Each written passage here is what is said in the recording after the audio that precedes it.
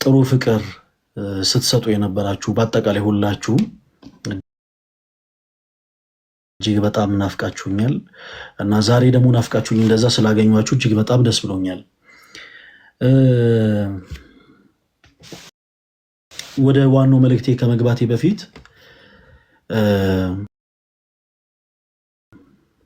ያው እንግዲህ ከሰሞኑ በተፈጠሩት ጉዳዮች ላይ በጣም ብዙ ሰዎች የተለያዩ ነገሮችን እንድናገር በጉዳዩ ላይ ምላሽ እንድሰጥ የተለያዩ ሀሳቦችን ሲያነሱልኝ ነበር እና በዚህ ጉዳይ ላይ ከዚህ በኋላ የኔ ተወዳጆች ደግሜ ስለማልመለስበት ከዚህም በኋላ ሰዎች የተለያዩ ነገሮችን ሲያወሩ እኔ ተመልሼ እዛ ቦታ ላይ ቆሜ እንዲህ ነበር እኮ በዚህ ወጥቶ በዚህ ገብቶ ስለማለል እንድትረዱት በደንብ አድርጋችሁ አዳምጡኝ። በዚህ ጉዳይ ላይ ምንም የምናገረው ነገር የለም። ከትላንት ወዲያ በነበረን ላይቭ ላይ ስናገር ነበረ። ብዙዎች የተለያየ ድንጋይ ወርውረዋል። አጋጣሚውን ጠብቀው ታይም ጠብቀው የኔን መውደቅ የሚፈልጉ እውነት እኔን እንደው አላደለ እንደው ለእኔ መልካም ነገር አስበው ሳይሆን እኔን ለመጣል የሚፈልጉ እቅዳቸውም የክፋት የነበረ በጣም ብዙ ሰዎች አጋጣሚውን ተጠቅመው በጣም ብዙ ድንጋይ ወርውረዋል። በጣም ብዙ ድንጋይ ሰው ቃል እንደገባሁት እነዛን ሁሉ ድንጋዮች መልሼ አልወረውራቸውም። እመኑኝ። ግን ልንገራችሁ፣ ልክ ዛሬ የተፈጠረችዋን ነገር በተለይ አጋጣሚውን ጠብቃችሁ ድንጋይ ስትወረወር የነበራችሁ ሰዎች በአጠቃላይ አስታውሱት። በወረወራችሁት ድንጋይ ቤት ሰርቼ ግን አሳያችኋለሁ። ስለዚህ በዚህ ጉዳይ ላይ ምንም የማወራው ነገር የለም።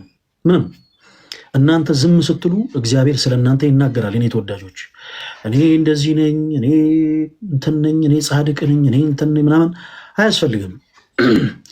እነርሱ ስለኛ ያወሩ፣ እግዚአብሔር ስለኛ ይናገራል። ምንም አይነት ምላሽ አልሰጠና ወሬን አንዳንድ ጊዜ ወሬን ከመናፈቅ አንጻር አንዳንድ ሰዎች የወሬ ጥማት ስላለባቸው ብቻ እሺ ከዛስ እሱስ ደግሞ ምን አለ እነሱስ ደግሞ ምን አሉ የሚሉ ሀሳቦችን እንዲሁ ለፕላትፎርሙ ትንሽ ለወሬ ስለሚያበረታታ እንደዚህ ይናፍቃሉ እና በዛ ጉዳይ ላይ እኔ ምንም የምለው ነገር የለም። ከዚህም በኋላ ግን ለመጨረሻ ጊዜ ስለሆነ ሀሳብ የምናገረው በደንብ አዳምጡኝ። ፈለገ አትናቴዎስ ገንዘብ ሲያሰባስብ ለወላይታ ሀገረ ስብከት ብቻ ነው ያሰባስብ የነበረው እና ምናልባት ለተራቡ ሰዎች፣ ለተጠሙ ሰዎች፣ ለተቸገሩ ሰዎች ገንዘብ አሰባስቦ ሰርቋል።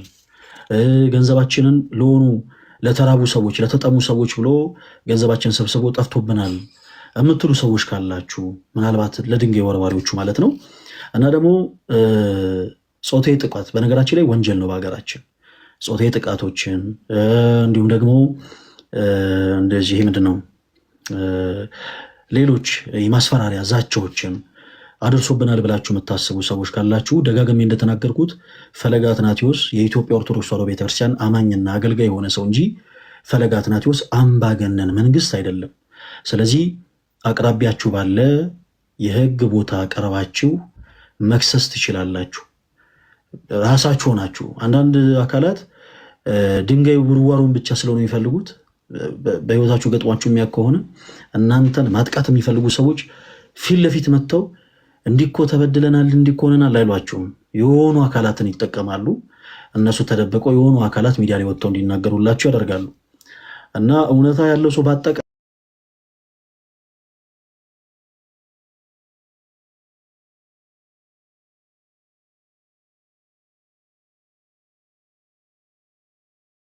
ቤተክርስቲያን ራሷ ተከሷለች ማለት ነው። ገንዘቧን ስላጭበረበራት ቤተክርስቲያን ራሷ ተከሷለች እና ከዛ ውጭ ግን በዛ ጉዳይ ላይ የተለያዩ ሀሳቦችን ምንድነው ሲካሄድ የነበረው ምንድነው ለሚለው እኔ ምንም የምናገረው ነገር የለም።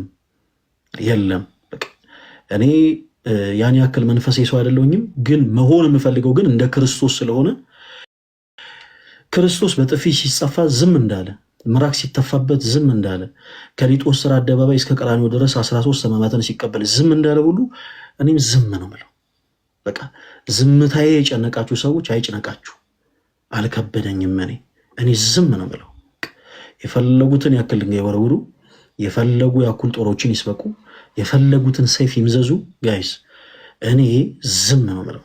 ምክንያቱም በዝምታዬ እግዚአብሔር አስደንግጦኛል። እኔ በዝምታዬ ውስጥ እግዚአብሔርን አይቼዋለሁ። አንዳንድ ሰዎች በህይወታቸው እግዚአብሔርን አይተዋል በህይወታቸው እና በህይወታቸው እግዚአብሔርን ካዩ ሰዎች መካከል አንዱ እኔ ነኝ። ዝም በማለቴ በዝምቴ ውስጥ እግዚአብሔርን ተመልክቼዋለሁ።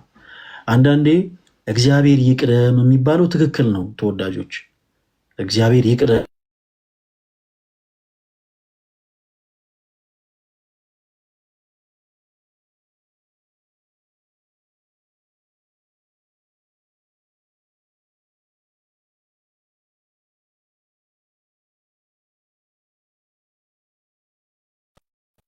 ከተቆራረጠ ወዲያው ኮፒ ሊንክ አስደርጉ። ሽልደት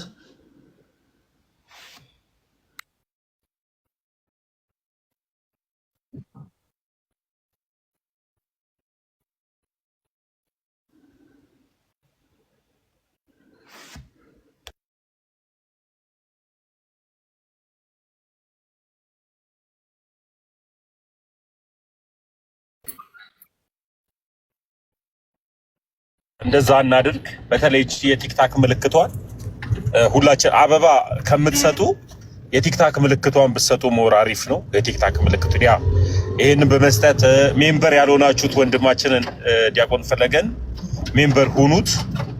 ሁላችንም እንደዛ እንቀጥል። የምንችል ሰዎች በተደጋጋሚ ከዚህ በፊት ግልጽ ተነግሮኛል። የተጻፈልኝ ጽሁፍ አለ። የፈለገን አትናቴዎስን አካውንት ሪፖርት አድርገን ማዘጋት አለብን ስለሚሉ የምትችሉ ሰዎችም ደግሞ እየገባችሁ አካውንቱን ኮፕሊንክ አድርጉለት፣ ላይቭ ስትሪሙንም ኮፕሊንክ አድርጉለት። የምትችሉ ሰዎች ዲያቆን አሁን መጥተዋል፣ ይቀጥሉ። እንግዲህ ዛሬ ላጋጠመን እንግዲህ የመቆራረጥ ችግር በጣም ይቅርታ የኔ ተወዳጆች። አምናለው እንግዲህ ከነገ ጀምሮ እጅግ በጣም የምትወዱኝ እህት ወንድሞቼ በአጠቃላይ የ1 ሚሊዮኑ ቻሌንጅ እንዳለ ሆኖ አካውንቴን ደግሞ በደንብ ኮፒ ሊንክ እንደምታስደርጉልኝ ተስፋ አደርጋለሁ። ያው ችግር የለውም አካውንት ቢዘጋ በነገራችን ላይ ለእኛ ያን ያክል ኪሳራ አይደለም። ምናልባት አካውንቴ ላይ አሁን የቲክታክ አካውንቴ ላይ ወደ 300 ምናምን ሺህ ፎሎወር አለ። 300 ምናምን ሺህ ፎሎወር ያለው አካውንት ቢዘጋ ይደዝም ማተር። ምክንያቱም እግዚአብሔር በብዙ ሰዎች ልብ ውስጥ እንድቀመጥ አድርጎኛል እና ምናልባት አካውንቴን ማዘጋት ለነሱ ደስታ ሊሰጣቸው ይችላል፣ ለነሱ ሳቲስፋክሽን ሊፈጥርላቸው ይችላል። ግን ከሰዎች ልብ እንድፋቅ አያደርጉኝም ነው ባጭሩ። ይህን ደግሞ እንዲሆን ያደረገው እግዚአብሔር ነው። እንግዲህ ብዙ ከእግዚአብሔር ጋር ትታገሉ ፕሊስ። ኦኬ እንቀጥል። እሺ አንዳንዴ ምን ነበር ልላችሁ የፈለኩት መሰላችሁ? በህይወታችሁ እግዚአብሔርን ማስቀደም የመሰለ ነገር የለም። አንዳንዴ በትዳር ህይወት ሰዎች ሲጋቡ ለምንድን ነው በስርዓተ ቤተክርስቲያን ቢጋቡ መልካም ነው የሚባለው? ለምን? በትዳራቸው እግዚአብሔር እንዲቀድም፣ በስራቸው እግዚአብሔር እንዲቀድም፣ በሁሉም ነገር እግዚአብሔር እንዲቀድም ቅዱስ ቤተክርስቲያን ታሰብረናለች። እና እግዚአብሔር የቀደመበት ነገር ምኑ ሁልጊዜ በድል ይጠናቀቃል። ሁልጊዜ በህይወታችሁ የኔ ተወዳጆች ሶሪ በጣም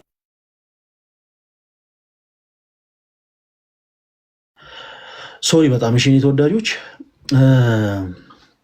በህይወታችሁ ሰዎች እናንተን እንደናቋችሁ ፊል ስታደርጉ፣ ሰዎች እናንተን ያንኳሰሱ ሲመስላችሁ፣ ሰዎች በእናንተ በበላያችሁ እንደሆኑ ለማድረግ ለመሳል በሚሞክሩ ወቅት እባካችሁን በቃ ፕሊስ ራሳችሁን ለማስከበር እንዳትወጡ።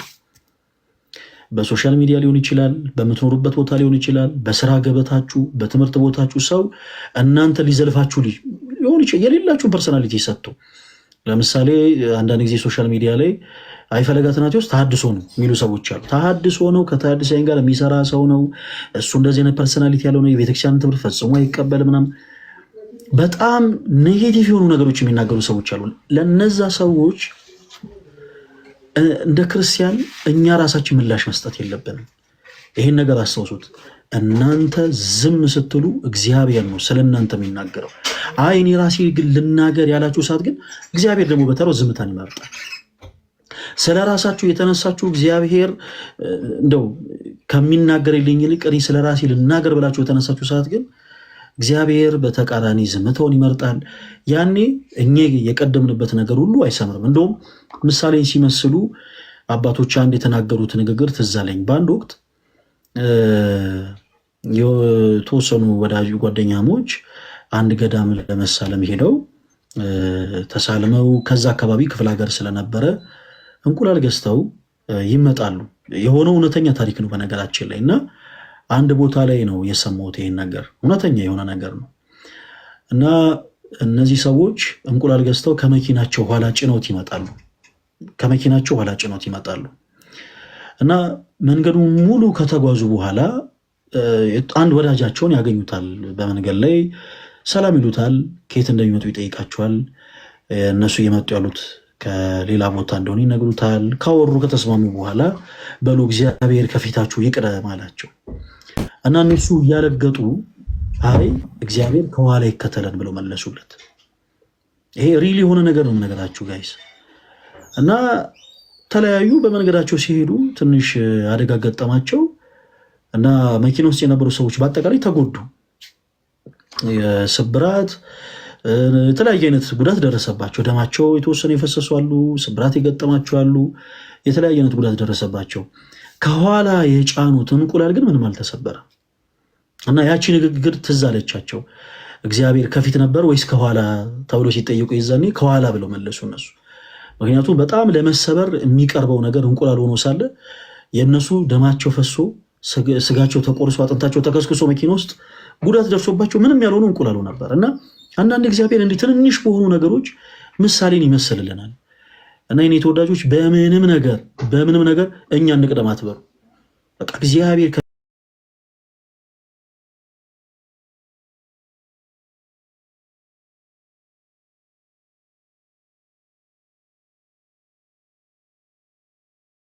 እንዲቀርብላቸው የሚማጸኑበት ጸሎት ነውና በዚህ ጉዳይ ላይ እኔ ምንም የምሰጠው ምላሽ የለም። እንደተባለው ፈለገ አትናቴዎስ እያስመሰለ ራሱን ትሁት እያስመሰለ እያጭበረበረ አክት እያደረገ በጣም የብዙ ሰዎችን በእውነት እኔ አሁን እግዚአብሔር በሚያውቀው መቼ ነው ስልጣን ይዤ የነበርኩት ነው ያልኩት። እውነቴን ነው የምላችሁ።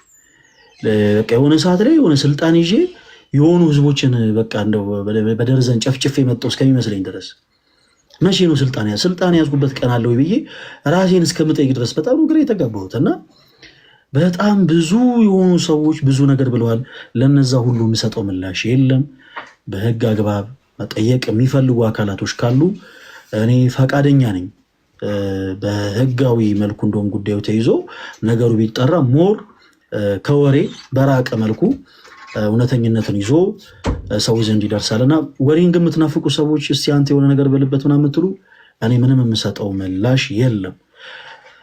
መጨረሻ ላይ የምለው ነገር ምንድን ነው እንዳትረሱ፣ የተወረወረውን ድንጋይ በአጠቃላይ መልሼ አልወረውርም። ስለ እውነት ነው የምላችሁ። በዚህ ጉዳይ ላይ የኔም ስም ስታጠፉ የነበራችሁ ሰዎች ምን አይነት ፐርሰናሊቲ እንዳላችሁ ታውቃላችሁ። ምን አይነት ሰዎች እንደሆናችሁ ታውቃላችሁ። ይሄንን በእናንተና በእግዚአብሔር ብቻ ይቅር። እኔ በዛ ዙሪያ ምንም የምለው ጉዳይ የለም። እናንተ የወረወራችሁብን ድንጋይ ግን እንዳትፈሩ፣ እንዳትደነግጡ፣ ሰላማዊ እንቅልፍ ተኙ። ፈለገ አትናቴዎስ መልሶ አይወረውረውም።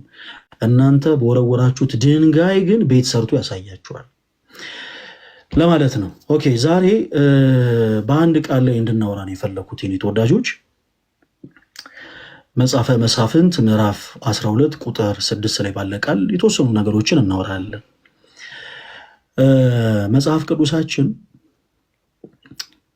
ከሌሎች መጽሐፍት የሚለየው በጣም ብዙ አይነት ነገር አለው። ደጋግመን ከዚህ በፊት ስናወራ እንደነበረው መጽሐፍ ቅዱሳችን በውስጡ 3 አይነት ቃላቶችን የያዘ ነው።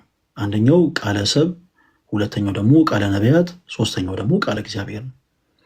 አንዳንዴ ሰዎች የቤተክርስቲያንን ትምህርት ካለመረዳት የተነሳ የቤተክርስቲያንን ትምህርት ለመተቸት ሲሞክሩ በመጽሐፍ ቅዱስ ውስጥ እነዚህ ቃላቶች ራሱ እንዳሉ ስለማያውቁ ስለማይረዱ እንዲሁ በደፈናው እንዲሁ በጭፍኑ ቤተክርስቲያን ትምህርትን ለመተቸት ይሞክራሉ። አልፎ አልፎ ገጥሟችሁ ከሆነ ቃለ ሰብ የምንለው ሰዎች ከልባቸው አፍልቀው የተናገሯቸውን ቃላቶች ነው። እንዲህ አይነት ቃላቶች በመጽሐፍ ቅዱስ ውስጥ አሉ። ሰዎች ከልባቸው አፍልቀው የተናገሯቸው ቃላቶች ለምሳሌ በማርቆስ ወንጌል ምዕራፍ 3 ከቁጥር 22 ጀምሮ ስትመለከቱ ከኢየሩሳሌም የመጡ ጸሐፎች ጌታችን ኢየሱስ ክርስቶስን ብዔልዜቡል አለበት ደግሞ በአጋንንት አለቃ አጋንንትን ያወጣል ብለው እንደተናገሩ እንመለከታለን። አሁን እንዲህ አይነቱ ንግግሮች በመጽሐፍ ቅዱስ ላይ ይገኙ እንጂ ተወዳጆች ቃለ እግዚአብሔርም ቃለ ነቢያትም ተብሎ አይጠሩም፣ ወይም ደግሞ የሃይማኖት መመስረቻ ሆኖ አይቀርቡም። በመጽሐፍ ቅዱስ ላይ ግን በነገራችን ላይ የእግዚአብሔር ቃል እንደተነገረ ሁሉ ታሪክም አብሮ ያለበት መጽሐፍ ነው። በነገራችን ላይ መጽሐፍ ቅዱስ የታሪክ ክፍል አለው እና ታሪክም ጭምር የተቀመጠበት ስለሆነ ቃለ ሰብ የምንለው ቃላቶች በአጠቃላይ በመጽሐፍ ቅዱስ ውስጥ እናገኛቸዋለን።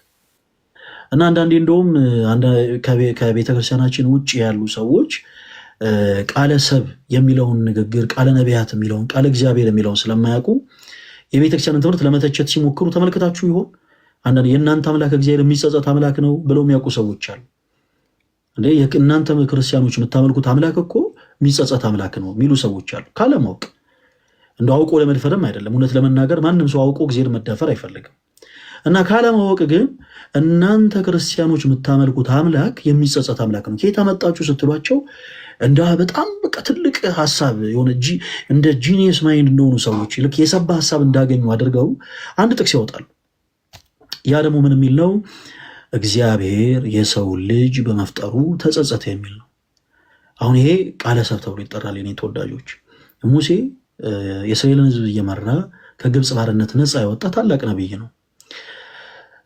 እግዚአብሔር አምላክ የእስራኤልን ሕዝቦች በአጠቃላይ ከሰማይ ላይ መናን ከአለት ላይ ውሃን እያፈለቀ እየመገባቸው ነው። በነገራችን ላይ ከፈርዖን ባርነት ነፃ ያወጣቸው፣ ከግብፅ ባርነት ነፃ ያወጣቸው። እንዲህ አይነቱን ድንቅ አምላክ እስራኤላውያን ረስተው ጣዖትን ማምለክ በጀመሩ ጊዜ ሙሴ እጅግ በጣም ከመበሳጨቱ የተነሳ እግዚአብሔርስ እናንተን በመፍጠሩ ተጸጸተ ብሎ ተናግሯል እንጂ የእኛ አምላክ እግዚአብሔር የሚጸጸት አምላክ ሆኖ አይደለም። ለዛም ነው ቅዱስ ኤፍሬም መሐለ እግዚአብሔር ለዳዊት በጽድቅ ወይኔስ ብሎ የተናገረው።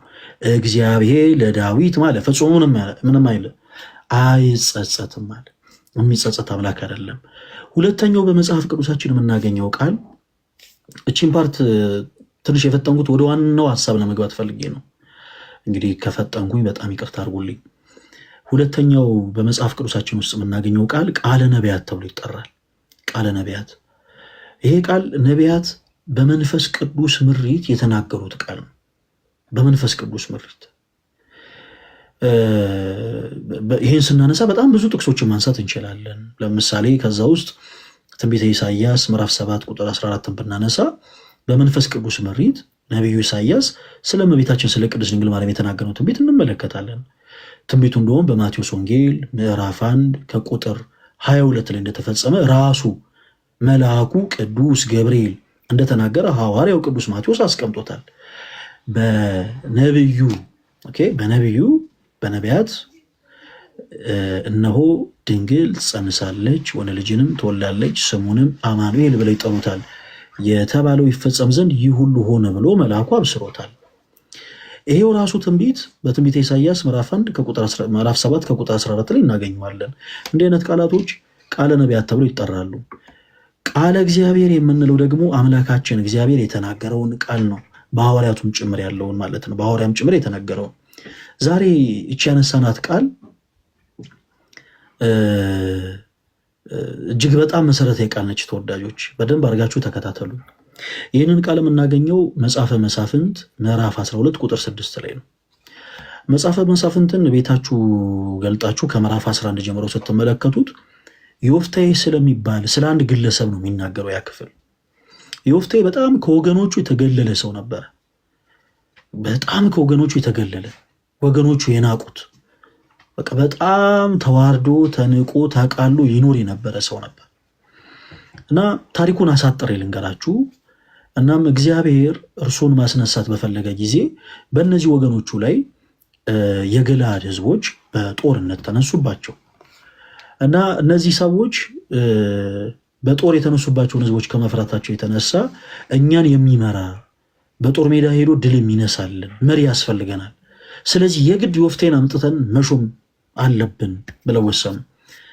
ክርስቲያኖች አንዳንዴ በህይወታችሁ መገፋታችሁ አንዳንዴ ለንግስ ነው።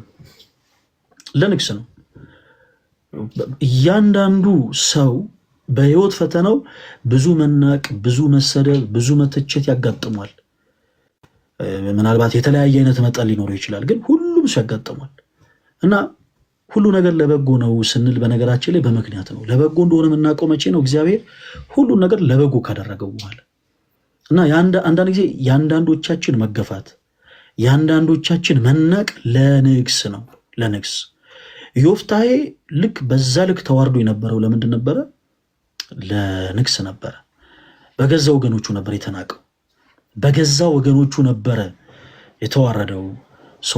የነገሰው ግን በእግዚአብሔር ሆነ። ኢቨን በእነሱ ራሱ አይደለም። እና እዛ የመጽሐፍ ቅዱስ ክፍል ላይ ዮፍታሔ በላያቸው ይነግሳል። ከነገሰ በኋላ እነዛን የገለዓድ ሕዝቦች ይዋጋል። ከተዋጋም በኋላ ድል ይነሳል። በጣም ከእግዚአብሔር ጋር ያለው ግንኙነት በጣም ይገርማል። ብታይ መጽሐፍ ቅዱሱን ገልጣችሁ አንብቡት። ከዛ በኋላ እጅግ በጣም በትዕቢት የተሞሉ ኤፍሬማውያን የሚባሉ ሕዝቦች ነበሩ። እነዚህ ሕዝቦች እጅግ በጣም ከመታበያቸው የተነሳ ዮፍታሔን እንዴት ብትንቀን ነው እኛን የመሰለ ጠንካራ ሰራዊት ያለው ሕዝብ እያለ ለእኛ ሳትነግረን እንዴት ብቻህን ትዋጋለህ ብለው ነገር ይፈልጋሉ። እና ዮፍታሔ መቼም የሚመካበት አምላክ አለውና እግዚአብሔርን ይዤ የእናንተ እርዳታ አያስፈልገኝም፣ ከሁሉ በላይ የሚረዳኝ ጥንት ያለ ዛሬም ያለ ወደፊትም የሚኖር አልፋና ኦሜጋ የሆነ አምላክ እግዚአብሔር አለኝ፣ ስለዚህ እናንተ አታስፈልጉኝም ባለ ጊዜ ኤፍሬማውያንም እስኪ እኛ ምን እነሳባለን እስኪ ማን ከእጃችን እንደሚያስጥለን እናያለን ብለው በጠላትነት ተነሱበት። የኔ ተወዳጆች በክርስትና ህይወት ውስጥ በነገራችን ላይ የጥላቻ ኤንዲንግ የለውም። አንዱ ጠላታችሁን ድል ስትነሱ ሌላ ጠላት ከፊታችሁ ይመጣል። ይሄ ያለ ነው። ይሄንን አውቃችሁ ልትጓዙ ይገባል። ይሄንን የማያውቅ ሰው በአጠቃላይ ግን በቀላሉ ይሰበራል። በነገራችን ላይ በጣም ብዙ የተሰበሩብን አገልጋዮች አሉ። ዛሬ ላይ ፈለገ አትናቴዎስ በቀላሉ ማይሰበር ሰው ስለሆነ የእነዚህን ሁሉ ሰዎች ትችትና ዘለፋ ችሎ ከሁሉ በላይ ደግሞ የአምላኩ እግዚአብሔር እርዳታ እግዚአብሔር ደግሞ ዙሪያው ባሉ ሰዎች በኩል ስለወደደው በዙሪያው ባሉ ሰዎች ፍቅርን ስላገኘ ነገሮችን ሊቋቋም ቻለ እንጂ ተወዳጆች በጣም ብዙ የገፋ ናቸው። በጣም ብዙ በዚህ ልክ ድምፃቸውን እንኳን ሳንሰማ ለማየት የጣላናቸው በጣም ብዙ ሰዎች አሉ። በዙሪያችሁ በቤተክርስቲያን አገልግሎት ሊሆን ይችላል፣ በሰንበት ተቋም ውስጥ ሊሆን ይችላል፣ በምትኖሩበት ቤት ውስጥ ሊሆን ይችላል፣ ባላችሁበት ግቢ ውስጥ ሊሆን ይችላል፣ በትምህርት ቦታችሁ ሊሆን ይችላል። እንዲሁ ላይናችሁ የጣላችኋቸው ሰዎች አሉ። ማንነታቸውን ሳታውቁ እንዲሁ ለማየት ብቻ የጠላችኋቸው እንዲሁ ገና ስማቸው ሲጠራ ራሱ በጣም የምትበሳጩባቸው ሰዎች አሉ። በክርስትና ህይወት ላይ አንዱ ጠላታችሁን ድፊት ስታደርጉ ሌላ ጠላት ይነሳል። ይሄ ያለ ነው። ዮፍታሔ አንድ ጠላቶቹን ከረታ በኋላ ነው ኤፍሬማውያን የሚባሉ በጉልበታቸው የሚያምኑ ሰይፎቻቸው እጅግ በጣም የተሳሉ ኃያል የሆኑ ህዝቦች የተነሱበት ከዛ በኋላ ነው። የእናንተን ከፍ ከፍ ማለት የሚወዱ ሰዎች አሉ። በተለይ በነገራችን ላይ በየትኛውም ቦታ ላይ የግድ መንፈሳዊ ህይወት ላይሆን ይችላል። ክርስቲያኖች ባላችሁበት በየትኛውም ቦታ ላይ ትንሽ ሆነች ነገር ትንሽ ለምሳሌ በምትሰሩበት ቦታ ላይ ድንገት ባለቆቻችሁ የምትወደዱ ከሆናችሁ ምንም ነገር ኖሯችሁ እኮ አይደለም። ድንገት ባለቆቻችሁ የምትወደዱ ሰዎች ከሆናችሁ ዙሪያችሁ ባሉ ሰዎች በጣም ነው የምትጠሉት። ምንም አደርጋችሁ አይደለም። አለቃችሁ ለእናንተ ደሞዝ ሲከፍል ከእነርሱ ቀንሶ አይከፍላችሁ፣ ግን እንዲሁ ትጠላላችሁ። አንዳንዴ በውስጣችን ይሄ የቃየልነት ያጠቃን ብዙ ሰዎች ያለን። እግዚአብሔር አምላክ በእውነት ሁላችን ለንስሐ ሞት ያብቃን። መቼም ዞረን የሁላችንም ዓላማ ኖረን ተስፋ የምናረጋት መንግስተ ሰማያትን መውረስ እና ያቺን ደግሞ የክርስቶስ ኢየሱስን መንግስት ደግሞ የምንወርሰው ደግሞ ክርስቶስን በመምሰል ነው። የቃየልን አይነት ልብ ኖሮን ግን እመኑን ማንኛችንም ያቺን መንግስት አንወርስም፣ ፈለገም ጭምር ማለት ነው። እግዚአብሔር አምላክ ወደ አቤል መስዋዕት የተመለከተው አቤል የሚያምር ሆነ እጅግ በጣም መልከኛ የሆነን መስዋዕት ስላቀረበ አይደለም፣ ልቡ ንጹህ ስለነበረ ነው። ልቡ ንጹህ ነው ማለት በወንድሙ ላይ ክፋት ሳያስብ ነበረ መስዋዕቱን ያቀረበው። ቃየል ግን በጣም ከባድ ጥላቻ ነበረ በልቡ። እግዚአብሔር እንዲህ አይነቱ መስዋዕት አይመለክም። ምናልባት ዘማሪ ልንሆን እንችላለን፣ ምናልባት ሰባኪ ልንሆን እንችላለን፣ ምናልባት ቀዳሽ ካህናት ልንሆን እንችላለን፣ ምናልባት በጣም ስመጥር የተባለን በጣም በብዙ ዘንድ ተደማጭ ሆነን አገልጋዮች ልንሆን እንችላለን። ዋቴቨር ጋይስ ጩኸታችን፣ ዝማሪያችን የሆነ የሚስረቀረቅ ድምፅ ሊኖር ይችላል። ብራዘር በደንብ እየሰማኝ እጅግ በጣም የሚስረቀረቅ ድምፅ ሊኖርሽ ይችላል። ግን እህትሽን እየጠላሽ ከሆነ የምታገለጊው እመኝኝቴ በቃ ከንቱ ጮት ነው እየጮሽ ያለሽ። እግዚአብሔር እንዲህ አይነቱ መስዋዕት አይቀበልም። ምናልባት የዩቲዩብ ሰብስክራይብ ያስገኝሽ ይሆናል፣ ምናልባት ሰዎች ያጨበጭቡበት ይሆናል። ከዛ ውጭ ግን መስዋዕት ሆኖ ሰባቱ ሰማያትን ሰንጥቆ መስዋዕት ሆኖ በእግዚአብሔር ዘንድ አይቀርም። ዝማሪያችሁ መስዋዕት ሆኖ በእግዚአብሔር ዘንድ የሚቀርበው ወንድም እህቶቻችሁን ሳትጠሉ በንጹህ ልብ ማለት በፍቅር መስዋዕታችሁን ስታቀርቡ ነው። ስብከቶቻችሁ ዙሪያችሁ ያሉ ወንድሞቻችሁን እየጠላችሁ፣ ዙሪያችሁ ያሉ ወንድሞቻችሁን እየናቃችሁ፣ ዙሪያችሁ ያሉ ወንድሞቻችሁ ላይ ቂም እየያዛችሁ ከሆነ የሚሰቡት እመኑኝ፣ ምናልባት እንደው መምህር ገሌ እኮ አቤት ድምፃቸው ሊባልላችሁ ይችላል። መቼም የኛ ምን የዋ ነው። አቤት ድምፃቸው በስመ አብ የእሳቸው ድምፅ ይባላል። ምናልባት አቤት የእሳቸው ካባ፣ አቤት ቀሚስ አደራረጋቸው ሊባል ይችላል። እመኑ፣ የእናንተ አገልግሎት ግን በዜሮ ነው የሚባዘው። ስለዚህ ለራሳችሁ ስትሉ ዛሬ ሰዎች የሆነ መልካምነትን ገንዘብ ማድረግ ያለባቸው ለሌላ ሰው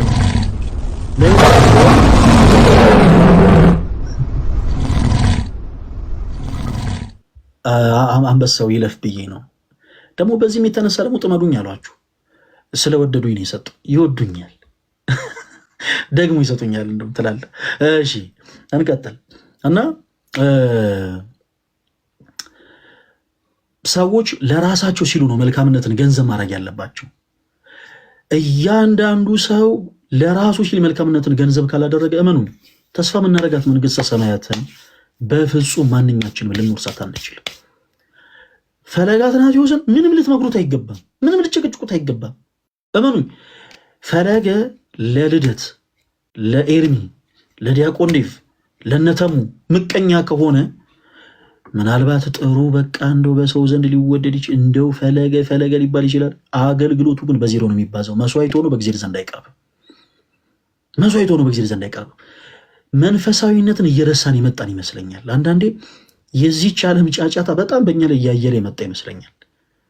እና ተወዳጆች አንዳንዴ መልካምነትን ገንዘብ እናደርግ።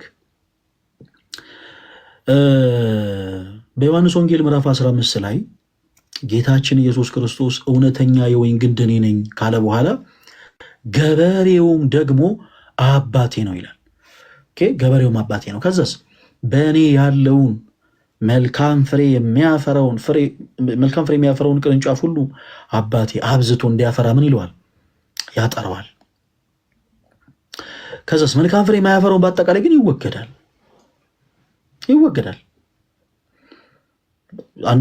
አንድ አባባል አለ። ይሄ ሰው በጣም ክርስትና ህይወት በጣም ይለያል ተወዳጆች፣ ከዓለም ተቃራኒ ነው ሁልጊዜ። መልካም ከሚባሉ ስራዎች ውስጥ አንዱ በነገራችን ላይ ጸጸትና ንስሐ ነው። መልካም ከሚባሉ ስራዎች ውስጥ አንዱ፣ መልካም ተብለው ከሚጠቀሱ ፍሬዎች ውስጥ አንዱ ንስሐ ነው። እያንዳንዱ ክርስቲያን ከሰው ስህተት፣ ከብረት ዝገት፣ ከእንጨት ጭስ ስለማይጠፋ የንስሐን ህይወት ገንዘብ ማድረግ አለበት።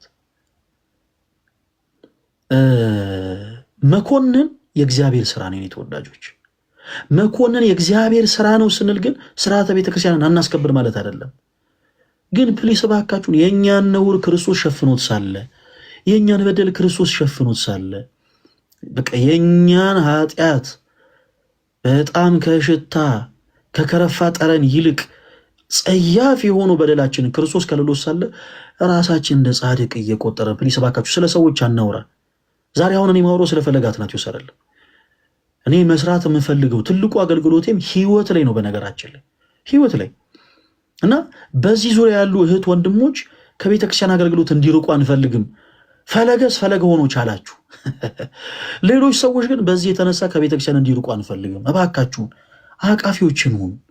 አቃፊዎች እኛ እኮ ክርስቲያን የተባለው እኮ በክርስቶስ እኮ ክርስቶስን እንምሰል። ክርስቶስን መምሰል ማለት ደግሞ እስከ ጥግ ነው ብራዘር፣ እስከ ጥግ። እኔ አንድ ወዳጄ ያደረገውን ነገር ልንገራችሁ። ከብዙ ጊዜ በፊት ወደ አገልግሎት ከመምጣቴ በፊት የስፖርት ህይወትን ትንል እንደነበረ ምናምን ነገራቸዋል። የስፖርት ህይወት ውስጥ ነበርኩኝ ምናምን እና በአንድ ወቅት አንድ ወዳጄ እኔን እያማኝ እንደሆነ ደረስኩበት። ስሙን ልጥራው ይሄን ወንድሜን እና ከዚህ ሰው የተማርኩትን ነገር ነው የምነግራችሁ። ዘማሪ ተፈሪ ይባላል። በስፔሻሊ በኦሮምኛ ቋንቋ የሚያገለግል ወንድም ነው። በጣም ከብዙ ዓመታት በፊት የተማርኩትን ነገር ነው የምነግራችሁ እና ይህ ዘማሪ ተፈሪ የሚባል ወንድማችን በልጅነቱ በደረሰበት አደጋ የተነሳ አንድ አይኑ ትንሽ አደጋ ስለደረሰበት አይመለከትም። አንድ አይኑ ጤነኛ ነው፣ በአንድ አይኑ በኩል ግን ትንሽ ህመም አለበት። በጣም ድንቅ ወንድም ነው እና በመካከላችን ካለ አንድ ወዳጃችን መካከል እኛን እየዞረ ስማችን እያጠፋ እንደሆነ ደረስንበት። እንደውም እኔ ዋሶኜ እንደው በጣም የሚበላው ነገር ስላጣ የሚጠጣው ነገር ስላጣ፣ በጣም የሚገርማችሁ ቤት የተከራየንለት እኛ ነን። በጣም ብዙ ዓመት ነው የምነግራችሁ። ቤት የተከራየንለት እኛ ነን። አከራዩ እንደውም ላጤ ሰው አላስገባም ሴት ያመላልስብኛል ብለው ጉልበታቸው ላይ ወድቀን፣ ተከራይ ምን መስለው እኛ ነን። ጉልበታቸው ላይ ወድቀን እባክዎት ብለን 3 የምታክል ክፍል ፈልገን የተከራየንለት እኛ ነን። ቤት ውስጥ ያሉትን ነገሮች ያሟንለት እኛ ነን እና ሁልጊዜ ሰዎች ከሚጠብቅ ብለን እንደምንም ብለን የሆነ ቦታ ላይ ዋስ ራሳችን እንደምንም በቃ የምናውቀው ቦታ ላይ ባካችሁን እኛ ወንድም ነው ምናምን ብለን ስራ እናስገባዋለን። እንግዲህ አንዳንዴ ሰው ወዶ አይደለም ብዙ ጥፋት የሚያጠፋው።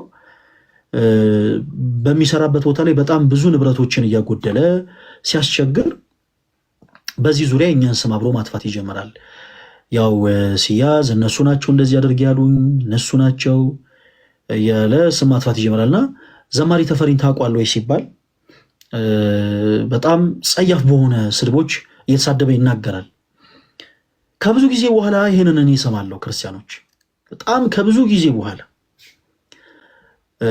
እኔን ስሜን ከማጥፋቱ ይልቅ ይሄንን ሰው ዘማሪ ተፈሪ የሚባልን ሰው አንድ አይኑ ስለተጎዳ በልጅነት ጉዳት ስለደረሰበት እውር እያለ መሳደቡ በሱ ላይ ማልገጡ በጣም ያበሳጨኝና ጓደኞቼን በአጠቃላይ ይጠራሉ። ትልቅ ስህተት ሰራው በህይወቴ፣ በጣም ትልቅ ስህተት። በደንብ አዳምጡ። ወዳጆቻችን በአጠቃላይ ጠራንና እሱንም ጠራ ነው እንደዚህ ያደርጋል እንዲህ አይነት ነገሮችን ሰምቻለሁ፣ ሰው ለምን እንደዚህ ያደረግ ብለን ተቆጣን። ያደረግነው ስለተበሳጨን ነበር። ግን ያ ወንድማችን የሰራውን ስህተት የሚያስተካክልበት መንገድ አልነበረ እና በጣም ተበሳሽተን ዛሬ የነበሩ ልጆች ትንሽ ያው ሲጋጩት ካፍና ካፍንጫው ደም ይፈሳል፣ ማልቀስ ይጀምራል። የዚህ ጊዜ ዘማሪ ተፈሪ የሚባለው ወንድማችን ከሁላችን ፊት ቆሞ እያለቀሰ ከዚህ በኋላ ይሄን ልጅ ማንም ሰው እንዳይነካው ከዚህ በኋላ ማንም ሰው እንዳይነካው ብሎ ሲናገር እሱም ዞሮ እንዲቆጣው፣ እሱም ዞሮ በቃ በጉልበት እንዲነሳበት፣ እሱም ዞሮ የሆነ አንዳች ነገር እንዲያረገው እኔ በኃይል ተናገርኩኝ። አንተን እኮ በአይንህ እየቀለደ እውር እያለ ሲሰድብህ ነበረ እና ምን ትጠብቃለህ? እንዴት ትከላከልለታለህ ስንለው ከእናንተ በፊት ጉዳዩን አውቃለሁን ያለን። በቃ ጋይስ ክርስትና ማለት ይሄ ነው። እንዴት እንዳፈርን የዛን ሰዓት እኛ ልጁን የጠራ ነው ልጁን ለማሳፈር ነበረ። ክርስቶስ ምስክሬ ነው የምላችሁ፣ እኛ ራሳችን አፈርን። እዛ ቦታ ላይ ልክ እንደ ሸንጎ ተሰባስበን እሱ ላይ ለመፍረድ የተሰባሰበ ልጆች በአጠቃላይ እኛ ራሳችን አፈርን። ይህ ዘማሪ ተፈሪ የምንለው በእድሜ ከኛ ጋር በእርግጥ ቢቀራረብም ግን በመንፈሳዊ እውቀት በጣም ከኛ ቀድሞ ተራምዶ የነበረው ልጅ ግን እኛን አሳፈረን። ለካ ከኛ ከሁላችን በፊት ያውቃል። መቶ ሲያቅፈው ይታቀፍለታል፣ መቶ ሲስመው ይሳምለታል። ምንም ፊቱን ቀይሮበት አያውቅም። እኛ ግን ነገሮችን ባወቅንበት በመጀመሪያው ቅጽበት ቀንዶ ካልደበደብ ነው ምን ካላል ነው እንዲህ ካልሆነ ከኪዘራፍ ምናምን አለ። ለካ ክርስትና ያ ነበር። ለካ እውነተኛ ክርስትና ሰዎች ኤክሰርሳይዝ ሲያደርጉት ያሳፍራል። ለካ ሰዎችን በስህተት መንገድ ለሚሄዱ ሰዎችን ለካ ማሳፈር ይቻላል። እና ክርስትና ማለት ክርስቶስን መምሰል ነው ማለት ኃጢአትን መደበቅ፣ ኃጢአትን መከለል ነው። ተወዳጆች ሰዎች የሰሩትን በደል በአደባባይ እንዲህ ናቸው በማለት እመኑልኝ ማንንም ልታርሙ አትችሉ። የትኛውንም ሰው አገልጋይ በሉት፣ ተገልጋይ በሉት፣ ዘማሪ በሉት፣ ሰባኪ በሉት፣ ዲያቆን፣ ማንም ሰው ይበድላል። ማንም ሰው ኃጢአትን ይሰራል፣ ግን በዛ ወይ እመኑኝ ያንን ሰው ከስህተቱ ልትመልሱት አትችሉም። ክርስቶስን መስላችሁ ግን ያንን ሰው ከስህተቱ ልትመልሱት ትችላላችሁ። በመጽሐፍ ቅዱስ ላይ ከዚህ በፊት ጠቅሼዋለሁ። ዳዊት የሰራው ኃጢአት የተጻፈው ተወዳጆች እንኳን እኛ ልበ አምላክ የተባለው ዳዊትም ኃጢአትን እንደሰራ መጽሐፍ ቅዱስ ይነግረን ዘንድ ነው። እንኳን እኛ በዚህ ዘመን ላይ ያለን ሰዎች ይቅርና እግዚአብሔር አምላክ እንደ ልቤ ያለው ልበ አምላክ ተብሎ የተጠራው ነቢዩ ዳዊት ስንኳ ፈጣሪውን በድሎታል እንዴ። እንደውም የታምረ ማርያም መቅደማችን ላይ ምንድን ነው የሚለው? ኃጢአትን ከማሰብ መጠበቅ ለመላእክት እንኳን አልተቻላቸውም፣ በቀደመ ወራት ያልተሰጣቸውን ሽተው በድለው ከሰማይ ወደ ምድር ወርዷልና። ሰዋት እዴ አረ ይሄ ድንጋይ እያነሱ መወርወር ይሄ ክርስቲያን ስነ ስርዓት አይደለም። ፕሊስ እባካችሁን። አሁን ዛሬ ስለኔ አይደለም እሺ ማውረው። ዛሬ ልክ በእንደዚህ አይነት ስሜት ውስጥ ያላችሁ፣ በነገራችን ላይ ተስፋ በመቁረጥ ስሜት ላይ ያላችሁ፣ በማዘን ላይ ያላችሁ፣ በመገፋት ላይ ያላችሁት ወንድሞች መልእክት አስቀምጡልኝ። ጠላቶቻችሁ አንገታቸውን እስከሚደፉ ድረስ እናሳፍራችኋለን። እናንተ ብቻ ፕሊስ የሚያዳምጣችሁ ሰው ያጣችሁ ኑና መልእክት አስቀምጡልን፣ እኛ እናዳምጣችኋለን። ህመማችሁን፣ ስቃያችሁን መናገር የምትፈልጉ ግን አጣችሁ ጸጥ ብላችሁ የተቀመጣችሁ ሌሊት ማንም ሳያያችሁ በብርድ ልብስ የሸፈናችሁ ብቻችሁ የምታለቅሱ ወንድሞች በአጠቃላይ ኑ፣ እኛ የእናንተ ድምፅ ሰማችኋለን። እያንዳንዱ ክርስቲያን መራመድ ያለበት ያንን መንገድ ነው። እያንዳንዱ ሰው እንዴ በጓደኝነት መሃል ከዚህ ቀደም እኛ ትንንሽ በነበረን ሰዓት ምን እንሰማ ነበር? በዩኒቨርሲቲ ካምፓስ ውስጥ አብረው የሚማሩ ጓደኛሞች ከመካከላቸው አንዷ ስጋዋን እየሸጠች መንገድ ላይ ትገኛለች እና በአንድ ጊዜ አገለሏት። እንግዲህ የዩኒቨርሲቲ ተማሪ ነች። በምን ሪዝን እንደዚህ አይነት ህይወት ውስጥ እንደገባች ማንም አያውቅም። ስጋዋን እየሸጠች ግን ሰዎች አገኙ፣ ቪዲዮ ቀረጿት፣ ተሳለቁባት። ይቺ ሴት ሳምንት አልቆየችም። ተወዳጆች ከዩኒቨርሲቲ መውጣቱ አይደለም የሚቆጨው፣ ትምህርቷን ማቋረጡ አይደለም የሚቆጨው። ወዲያውኑ ያደረገችው ነገር ራሷን ማጥፋት ነበር። ወዲያውኑ የወሰደችው አማራጭ ራሷን ማጥፋት ነበር። ራሳቸውን በሚያጠፉ ሰዎች ህይወት ውስጥ አስተዋጽኦ የምናበረክት ሰዎች አለን። በነገራችን ላይ ንስሐ የሚያስፈልገን ራሳቸውን እያጠፉ ባሉ ሰዎች ህይወት ውስጥ ጠጠር እያጣለን እያዋጣን በእነሱ ሞት ላይ መዋጮ እያዋጣን ያለን በጣም ብዙ ሰዎች አለን። እባካችሁ ጥንቃቄ እንውሰድ። ይቺን ሴት የዛን ሰዓት ጓደኞቿ ቀረብ አድርገው እንባዋን እያበሱላት አይዞሽ፣ በቃ ምንድን ነው የተፈጠረው ንገሪኝ፣ በቃ ወደ እነዚህ ህይወት መግባት የለብሽም እንደምንም ብለሽ ንገሪኝ፣ ነገሮችን እንደምንም ብለን ፊክስ እናደርጋለን ቢሏት ፍቅር ቢሰጧት ኖሮ አይታወቅም ዛሬ ላይ ያቺ ሴት ምን ላይ ትደርስ እንደነበር። በጣም ብዙ ሰው ቤቱ የታመመች እናት ይዞ አይደል የታመመባቸው ልጆች ይዘው ወይም ደግሞ ቤታቸው ዳቦ የሚጠይቋቸው ህፃናትን ይዘው ወደማይፈልጉት ህይወት ይጓዛሉ። ከዛ ድንገት በሆነ አጋጣሚ ለእንጀራ ብለው ሊሆን ይችላል፣ ልጆቻቸውን ለማሳከም ብለው ሊሆን ይችላል፣ እናቶቻቸውን ለማሳከም ብለው ሊሆን ይችላል፣ ብቻ ለአንዳች ጉዳይ ብለው ግን ድንገት የወደቁትን ውድቀት አንስታችሁ እንደ ባንዲራ የምታውለበልቡ ሰዎች ፕሊስ ሰፈሩ። በራሳችሁ ልታፍሩ ይገባል። በራሳችሁ በአንገታችሁ መስቀል ልታደርጉ ትችላላችሁ። ከማንም የበለጠ ቤተክርስቲያን ሳሚን ነጠላ ልበሸቱ ትችላላችሁ። ቤተክርስቲያን ልትመላሉ። እናንተ ግን ክርስቶስን አትመስሉትም። ክርስቶስን በዚህ መልኩ እንኳን መምሰል ይችላል። በትንሹ ነገር ኃጢአትን በመደበቅ ሰው ለጸጸት እንዲነሳሳ ማድረግ በነገራችን ላይ ያስፈልጋል። ያጠፋ የበደለ ሰው ካለ ዙሪያችሁ እንዲጸጸት አድርጋችሁ ምከሩት። እንዲጸጸት ኦኬ። ለምን እንዲነሳሳ? ለንስሐ እንዲነሳሳ፣ ቅዱስ ስጋውን ክቡር ደሙን ወደ መቀበል እንዲዞር፣ ለዛ እንዲነሳሳ በፍጹም ፍቅር እያቀረባችሁ ይህ ነገር እሱ ጋር ብቻ እንዳልሆነ፣ ይህ ነገር እሷ ጋር ብቻ እንዳልሆነ ብዙ ሰዎች እንደሚወርቁበት እየነገራችሁ በፍቅር ልትመልሷቸው ይገባል። ካልሆነ ግን ለብዙ ሰዎች መጥፋት ምክንያት እንሆናለን። ተወዳጆች ስለ ጸጸት ሲነሳ እኔ በጣም ታሪኳ የሚገርመኝ አንዲት ቅድስት እናት አለች። ታሪኳ ልንገራችሁ በጌታ በጣም በቃ ታሪኳ በጣም የሚገርመኝ አንዲት ቅድስት እናት አለች። ፍቅር የያዛት መነኩሴ ተብላ ትጠራለች። ከዚህ ቀደም በጣም ታሪኳን በተደጋጋሚ ተናገርኩ ይመስለኛል። ይህች ቅድስት እናት በኮፕቲክ ኦርቶዶክስ ቤተክርስቲያን፣ በግብፅ ኦርቶዶክስ ቤተክርስቲያን ውስጥ በአንድ ገዳም ላይ የገዳሙ የጓሮ በር ጠባቂ ሆና ነበር የምታገለግለው። ገዳሙ ክርስቲያኖች በጣም ሰፊ የሆነ የአትክልት እርሻ አለው እና ከካይሮ የሚመጡ በጣም ብዙ ነጋዴዎች በአጠቃላይ እዛ ገዳም ድረስ እየሄዱ በመኪናቸው አትክልቶች እየጫኑ ከተማ ወስዶ ይሸጣሉ። ገዳሙ በጣም ሰፊ በሆነ እርሻ ነው የሚተዳደረው እና ይች መነኩሲት ስራዋ ምንድን ነው ብያቸዋለሁ? የገዳሙን የጓሮ በር መዝጋት እና መክፈት ነው። በቃ የሚገዙ ሰዎች፣ የከተማ ሰዎች ሲመጡ ትከፍትላቸዋለች። ከዛ ገዝተው ሲጨርሱ ጭኖ ሲያበቁ ደግሞ ሲወጡ የገዳሙን የጓሮ በር ትቆልፋለች። እና ከብዙ ጊዜያት በኋላ እዛ ገዳም አንድ በጣም መልከ መልካም የሆነ ወንድ ሹፌር ነው። መልከ መልካም የሆነ ወንድ አትክልት ለመጫን ይመጣል እና ይች ሴት መነኩሲት ይህንን ሰው በውበቱ በመጀመሪያ ታደንቀዋለች። ከዛ እያለች በዛ ሰው በጣም መሳብ ትጀምራለች። ያም ሰው አዘውትሮ ያቺ ሴት መነኩሲት በሌላ አይን እየተመለከተችው እንደሆነ ባወቀ በተረዳ ጊዜ አዘውትሮ መመላስ ይጀምራል። አንዳንዴ በጣም ብዙ ጊዜ በነገር መነኩሰ ማለት ሞተ ማለት ነው። ዘር ልዝራ ንብረት ላፍራ ብሎ የማይጨነቅ ግርማ ሌሊቱን ድምፅ አራዊቱን ጸባጋንንቱን ታግሶ በስርጥ በዋሻ በገደል ድንጋይ ተንተርሶ አመድ ነስንሶ ቅጠል በጥሶ የሚኖር ማለት ነው። ዓለምን የናቀ ዓለምም የናቀችው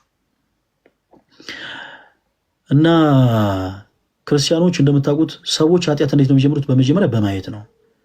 እና እንደውም አንድ አባት ብለዋል፣ ልጆቼ አንዳንዴ ኃጢአትን አትመልከቱ። የተመለከታችሁን ነገር ታስቡታላችሁ፣ ያሰባችሁትን ነገር ትመኙታላችሁ፣ የተመኛችሁትን ነገር ታደርጉታላችሁ፣ ያደረጋችሁትን ነገር ተደጋግሙታላችሁ እና ከዛ ኃጢአት ለመውጣት ይከብዳል። እና አንዳንዴ ነገሮችን በቤተ ክርስቲያናችን የወንዶች አንቀጽና የሴቶች አንቀጽ የተለያየ ቦታ የሚሆንበት ምክንያትም ያ ነው ትልቁ ሪዝን። እና ይቺ ሴት ያንን ሰው በአይኗ ትክ ብላ መመልከት ትጀምራለች። ስጋዊ የሆነ ሀሳብን ማሳብ ትጀምራለች። በስተመጨረሻ ያው ምንድነው ይሄ ማውራት ይጀምራል። እሷን ያው በከተመኛው ቋንቋ መጀንጀን ማለት ነው። ያ ሰው ለትዳር ፈልጓት አይደለም፣ ሌላ ነገር ፈልጓት አይደለም። ግን ጀስት መነኩሴት ስለሆነች እሷን ማሳሳት ብቻ ይፈልጋል። ምንም አይነት ነገር ፈልጎ አይደለም። ምንም አይነት ትርፍ ማግኘት ፈልጎ አይደለም። ጀስት በቃ መነኩሴት ስለሆነች ብቻ በቃ ለዛ እሷን ይዞ በአልጋ መውደቅን እያሰበ ለዛ ጉዳይ በጣም ይፋጠን ጀመር እና ሁሌ ልጄሽ ልጥፋ እያለ በደንብ አድርጎ ያወራታል፣ ያሳስባታል፣ ይመክራታል። በስተመጨረሻ ይህች መነኩሴት እናት የገዳሙን በር ትይዝና አንድ ቀን ወስና ከእርሱ ጋር ተነጋግራ የሚጠፉበትን ቀን ወስነው ከገዳሙ በር ላይ ጠብቃት ጀመረ፣ የጓሮ በር ላይ እና ተወዳጆች በገዳሙ የጓሮ ስቲል ነው። በነገራችን ላይ ገዳም አለ ኮፕቲክ ቤተክርስቲያን ውስጥ የምታውቁት ሰው ምናልባት የሄዳችሁ ሰዎች ያን ታሪክ ሰምታችሁ ሊሆን ይችላል። እና የእመቤታችን ምስለ ፍቁር ወልዳለ እዛ ቦታ ላይ የቅዱሳት ስዕላትና ቁልፉን ከአንገቷ ታውልቅና እመቤቴ እንዲህ አይነቱ ህይወት ከበደኝ፣ ይሄን ልጅ ወደዋለሁ፣ ይሄን ልጅ አፈቅረዋለሁ እና ይሄ ህይወት ከበደኝ፣ ስለከበደኝ ቁልፉን አንቺ ያዥልኝ፣ አንቺ ተረከቢኝ ብላ ትሄዳለች። ለምን እዛ ላሉት አባቶች ብትሰጥ ኃጢአተኛ ልትባል ነው። በነገራችን ላይ ሰው ሁሉ ይሄን ይፈራል፣ ኃጢአተኛ መባልን፣ በኃጢአት የቆሸሻችሁ መባልን ሰው ሁሉ ይፈራል። እና ያንን ከመፍራቱ የተነሳ በነዛ አባቶች ዘንድ እንዳትተች ፈርታ ያንን ቁልፍ አንቺ ተረከቢኝ ብላ ለእመቤታችን በጣም እልፍ ጊዜያት ይቆጠራሉ። ስጋዊ ጥቅሙን ተጠቅሙባት፣ ስጋዊ እርካታውን፣ ደስታውን ሁሉ ነገር ካገኘ በኋላ እንደማይፈልጋት ይነግራታል። እንግዲህ ተመልከቱ፣ መነኩሲት ነበረች። ዓለምን ንቃ ተጋሎን የጀመረች የሰው የጎልማሳ ሙሽራ ከመሆን ይልቅ የክርስቶስ ሙሽራን መሆን የመረጠች መነኩሲት ነበረች።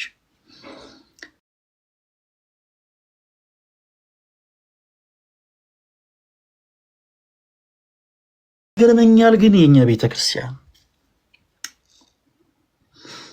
በጣም ብዙዎቻችሁ አንዳንድ ጊዜ ነገሮችን በደንብ አድርጋችሁ አዳምጣችሁ ሊሆን ይችላል። ቅዳሴ ካለቀ በኋላ ካህናት ሲባርኩ ሰምታችሁ ታውቃላችሁ? ካህናት ሲባርኩ ጌታችን አምላካችን መድኃኒታችን ኢየሱስ ክርስቶስ የካህናት አለቃ ለአባቶቻችን ለሐዋርያት በምድር ያሰሩት በሰማይ የታሰረ ይሆን ዘንድ በምድር የፈቱት በሰማይ የተፈታ ይሆን ዘንድ ስልጣነ ክህነትን የሰጣቸው ከልጅነት እስከ እውቀት አውቃችሁ በድፍረት ሳታውቁ በስተት በመዓልት በሌሊት በሐልዮ በነቢብ በገቢር ከሰራችሁት ኃጢአት ማይሰራ ኃጢአት እግዚአብሔር ይፍታ ይላሉ አባቶች። ኦ ማይ ጋድ በጣም የሚደንቅ ጸሎት ነው። በደንብ ስሙት እስቲ ፕሊዝ። ቅዳሴ ጸሎት የኪዳን ጸሎት ላይ ስትገኙ በአንቃዶ ህሊና በተመስጦ ልቦና ሆናችሁ ፕሊዝ አዳምጡት እስቲ ቃሉን። ይቅር የምንባለው በነገራችን ላይ ሳናቅ ለሰራ ነው ስህተት ብቻ አይደለም፣ አውቀን ለሰራ ነው ነገር ሁሉ ሳይቀር። አይገርም? ክርስቶስ ይህን ያክል መሐሪ ነው። አውቀን ራሱ በድፍረት ለሰራነውን ስህተት ይቅር ማለትን ያልከበደው ጌታ ነው። በጣም ይደንቃል የኛ ጌታ። ይህ ሴት መነኩሴት ሳታቅ በዛ ሰው ተታላ በጣም አስቀያሚ ሁኔታ ውስጥ ትገባለች። ነጠላ ለባሽ የነበረች፣ አስኬማ ለባሽ የነበረች፣ ቀሚስ ለባሽ፣ በአንገቷ መስቀልን ታደርግ የነበረች፣ ሰዓት ቆጥራ በጸሎት ትገደል የነበረች ይቺ ሴት ጸሎቱ ቀርቶ ፊቷ ሰው በቀረጸው ፕሮጀክት ተበላሽቶ ፀጉሮቿ ተንጨባረው ራሷን ጥላ በካይሮ ከተሞች ላይ እንደ ጎዳና ተዳዳሪ ያው መራመድ ጀመረች። ምክንያቱም ገዳምን ብሄድ የሚቀበለኝ የለኝም ብላ ማለት ነው። ክርስቲያኖች አንዳንዴ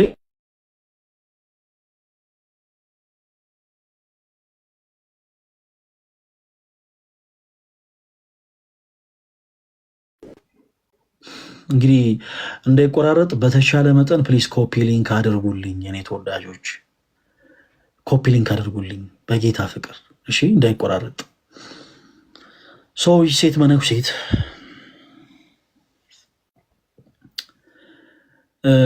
ፀጉሮቿ ተንጨፍርረው ሰው በቀረጸው ፕሮጀክት ይሄ በሜካፕ በምኑ ፊቷ ተበላሽቶ እንደ ጎዳና ተዳዳሪ ከተማ ውስጥ ትመላለስ ጀመር፣ የካይሮ ከተማ ላይ። ይሄን የሆነበት ትልቁ ሪዝን ምንድን ነው?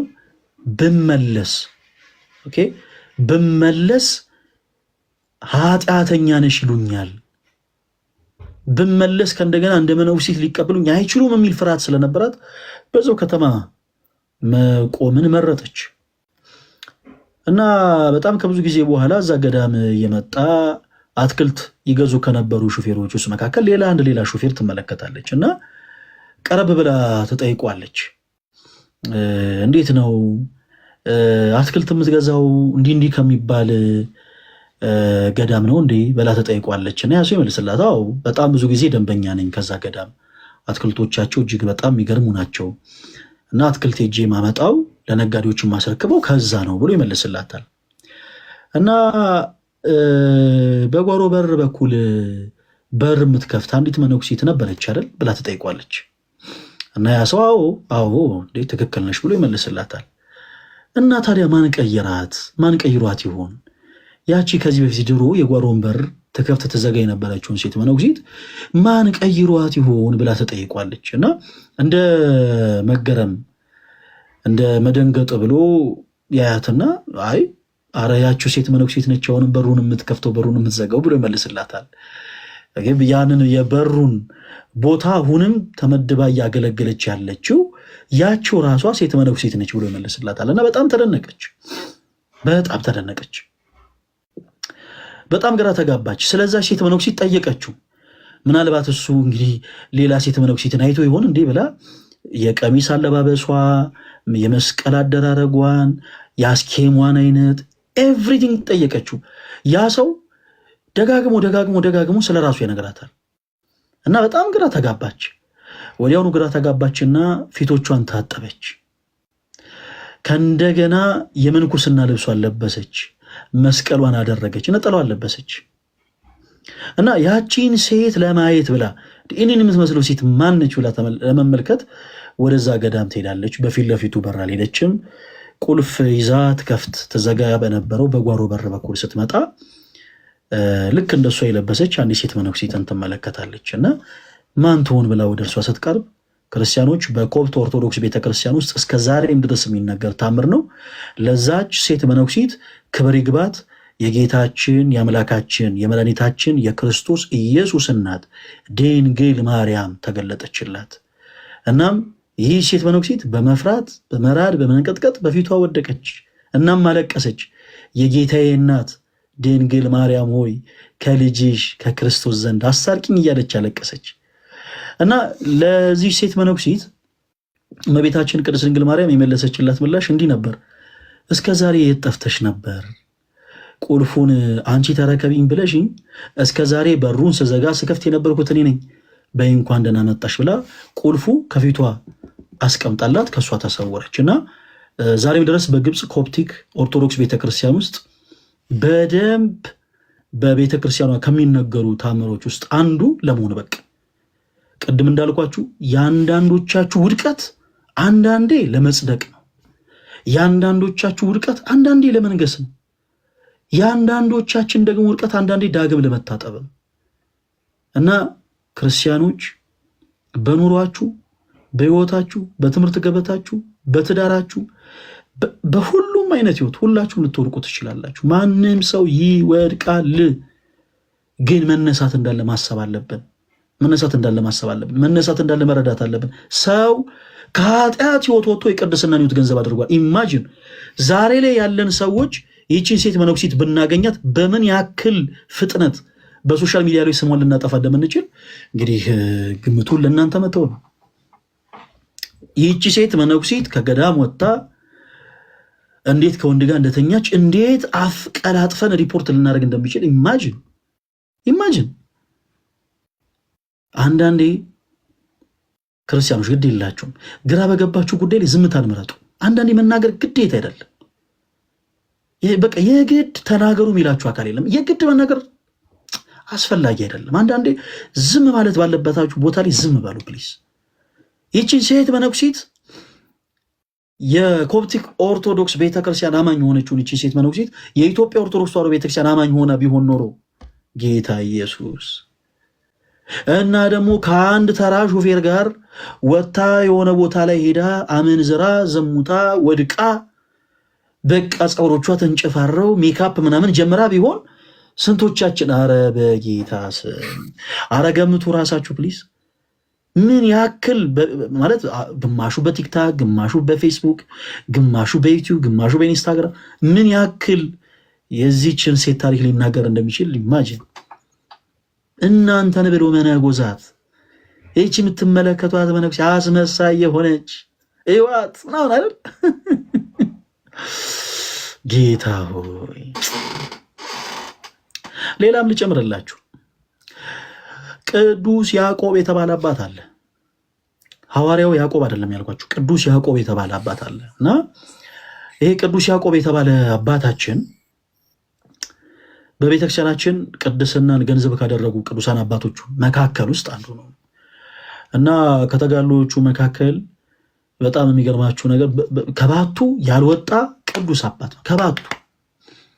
በባቱ ረዥም ዓመት የተጋደለ ሰው ነበር። ከባቱ ያልወጣ ፈረንሳይ የምትኖሩ ሰዎች ፈረንሳይ ለጋ ሲሆኑ ከባታቸው ማይወጡ አንድ እጅግ በጣም የሚገርሙ አባት አሉ። የምታውቋቸው ከሆነ እኔ አላቅም። ገነተ ኢየሱስ ገነተ ማርያም ቤተክርስቲያን ውስጥ ያሉ ከባታቸው ረዥም ዓመት ያልወጡ በፈውስ አገልግሎት ላይ ያሉ እጅግ በጣም የሚደንቁ አባት አሉ ፈረንሳይ።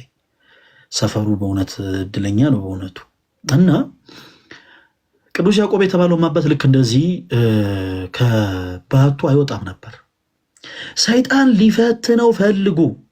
ሰይጣን የሚፈትነው እኮ በስራ ላይ ያለን ሰው ነው። እንደኛ አይነቱን አገልጋይ ነው የሚፈትነው። ኦኬ፣ እንደኛ አይነት አገልጋይ ነው። አንዳንድ ጊዜ ምዕመናን የሆንን ሰዎች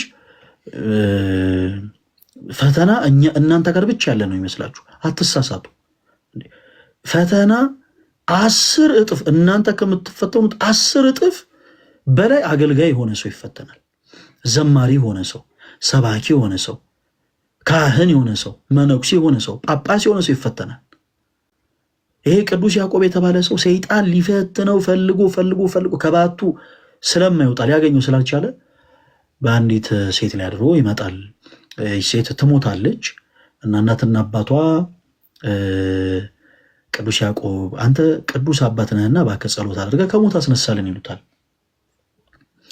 እና ቅዱስ ያዕቆብ ጸሎት አድርጎ እነዛ ሰዎች እንደተማጸሙት በእግዚአብሔር ኃይል ከሞት እንድትነሳ ያደርጋታል። ምክንያቱም የጻድቅ ሰው ጸሎት ምንን ታደርጋለችና? ኃይልን ታደርጋለችና። እና ሰይጣን በእነሱ ላይ አድሮ ይቺ ሴት ሞታ ነበር እና ከሞት እንድትነሳ ያደረካት አንተ ስለሆንክ እባክህ አንተን ታገልግል ውሰዳት አሉት። በከንቱ ውዳሴ ፈተኑት፣ በከንቱ ውዳሴ እና አይሆንም ብሎ ደጋግሞ ይመልስላቸዋል። እነዛ ሰዎች ግን በፍጹም እሺ ሊሉት አልቻሉም። በፍጹም ይህች ሴት ልጃችን ሞታ ነበር፣ ስለዚህ ከሞት እንድትነሳ አድርጋታል፣ አንተው በዓቱ ውስጥ ገብታ ታገልግል ብለው ይማጸኑታል። ከብዙ ክርክር በኋላ ቅዱስ ያዕቆብ እሺ ይላል። በዓቱ ትገባለች። ሰይጣን በእሷ ላይ አድሮ ይፈተነው ጀመር። ልክ ሰይጣን በእባብ ላይ አድሮ በገነት ያሉትን አዳምና ሔዋንን እንደፈተነ ሁሉ በዚህችም ሴት ላይ አድሮ ቅዱስ ያዕቆብ እንዲፈተን ያደርጋል። ቅዱስ ያዕቆብ ጸሎት አድርጎ በተጋድሎ ይኖር የነበረው ሰው ከጸሎቱ በኋላ የእችን ሴት ትክ ብሎ መመልከት ይጀምራል። ከዛ በስጋ ፍትወት ከእርሷ ጋር ይወድቃል። በስጋ ፍትወት ከወደቀ በኋላ ደግሞ ተናግራብኝ ደግሞ በኋላ ሰው ደግሞ እንደው ይሄ አመንዛሪ እንዳይለኝ ብሎ ደግሞ ከእንደገና የእሷም ነፍስ እንዲጠፋ ያደርጋል፣ ይገላታል። እያለ ኃጢአትን በትንሹ ጀምሮ ልክ እንደ እሳት ነውና ኃጢአት ተቀጣጥሎ ከቅድስናው ወጣ። ምንም ይሄ ቅዱስ በተጋድሎ ይኖር የነበረ ጸባጋንንትን ይቋቋም የነበረው ቅዱስ ያዕቆብ ከተጋድሎ ወጣ። ከብዙ ተጋድሎ በኋላ ግን በእግዚአብሔር እርዳታ በንስሐ ሕይወት ተመላልሶ ከጌታው ከአምላኩ ከክርስቶስ ኢየሱስ ጋር በንስሐ ዳግም ከእንደገና ታርቆ ቅዱስ ሥጋውን ክቡር ደሙን ተቀብሎ ቅዱስ ያዕቆብ ከብዙ ጊዜያት በኋላ ከእንደገና የቅድስናን ሕይወት ገንዘብ አድርጓል። ኢማጂን ይህ ቅዱስ አባት ዛሬ በቤተክርስቲያናችን ቢኖር፣ ዛሬ በዚች ሀገር ቢኖር ስንቶቻችንን ይህን ሰው ከቤተክርስቲያን እንዲርቅ ዳግም ጭራሽ ቤተክርስቲያን ግቢ ሁሉ እንዲመጣ እንፈልግ፣ ቤተክርስቲያን ቅጥር ግቢ ውስጥ እንዲመጣ ሁሉ እንፈልግ። አንዳንድ ጊዜ አንዳንድ ሰዎች ይሄ ጤናማ አስተሳሰብ አይደለም። በነገራችን ላይ የሆነ ሰው መጥቶ ወደ ቤተክርስቲያን ተመልክተውት ያንን ሰው ከቤተክርስቲያን ማባረርን እንደ ጀብዱ አድርጎ የሚናገሩ ሰዎች አሉ። ክርስቲያኖች እንኳን ቤተክርስቲያን ውስጥ መግባት ይቅርና ያ ሰው ተኝቶ ከእንቅልፉ ነቅቶ እንዲነሳ ያደረገው እግዚአብሔር ነው። ለምን? ያ ሰው በንስሐ ሕይወት ተመላልሶ ክርስቶስ ወደ እርሱ ዳግም እንዲቀርብ ይፈልጋልና። ለአንዳች ምክንያት ቤተክርስቲያን መጥቶ በቤተክርስቲያን ውስጥ ያለውን ቃል እንዲሰማ ይፈልጋል እግዚአብሔር። እና ባካችሁ እየገፋችሁ ሰው አታስወጡ፣ ሕፃናትን አትከልክሏቸው፣ ወደ እኔ ይምጡ ተዋቸው ያለው ጌታችን ኢየሱስ ለዛ ነው። ሕፃናት የተባሉት በነገራቸው በዕድሜ ሕፃን የሆኑትን ሳይሆን በመንፈስ ሕፃን የሆኑትን ገና ወደ ቤተክርስቲያን እየቀረቡ ያሉትን ነፍሳት በፍጹም ጠንካራ በሆኑ ቃላቶች ልናረቃቸው አይገባምና ሰዎች በኃጢአት መንገድ ሲመላለሱ የንስሐን ዕድሜ እግዚአብሔር ይሰጣቸዋልና እባካችሁን በቻልነው አቅም እኛ የሰውን ኃጢአት ተንታኞች አንሁን። የሁላችንም ዓላማ ቅድም ምንድነው ብያችኋለሁ፣ ኖረን ተስፋ የምናደርጋት መንግስተ ሰማያትን ምን ማለት መውረስ። ስለዚህ ለራሳችን በመጀመሪያ እንዳን፣ ለራሳችን መልካምነት እንሯሯጥ። እንደ ቃየል አይነት ልብ ይዛችሁ መዝሙር እየዘመርን እግዚአብሔርን እናመሰግናለን የምትሉ ሰዎች አትድከሙ። ምን አደከመ? ቀየምን ብዙ መጮህ ነው። በቃ ጉሮሮ አይሰንጠቅ። በቃ ዝም ብለህ ጉሮሮን አሰንጥቀው በከንቱ እመነኝ፣ መስዋዕት በእግዚአብሔር ዘንድ ተቀባይነት አይኖረውም። ከኔ በላይ ሰባኪ የለም የምትል በልብ የቃየል ልብ የያዝክስ ግለሰብ ካለም እንዲህ አይነቱ አገልግሎትን እግዚአብሔር በፍጹም አይቀበለውም። አገልግሎት በዜሮ ነው የሚባዘው። ካህንም ሆነን መነኩሴም ሆነን ፍቅር ከሌለን ከንቱ ነን። እመኑ፣ ፍቅር ከሌለን ምንድነን? ከንቱ ነን። ቅዱስ ጳውሎስ የመላእክትን ቋንቋስ እንኳን ባውቅ፣ ድዊ ብፈውስ፣ እውር ባበራ፣ ጎባጣ ባቀና፣ ሽባን ብተረትር ይሄን ሁሉ እንኳን ባደርግ ፍቅር ከሌለኝ ግን ምንድነኝ አለ? ከንቱ ነኝ። ምንም ነገር ልታደርጉ ትችላላችሁ ለቤተክርስቲያናችሁ፣ ምንም ነገር።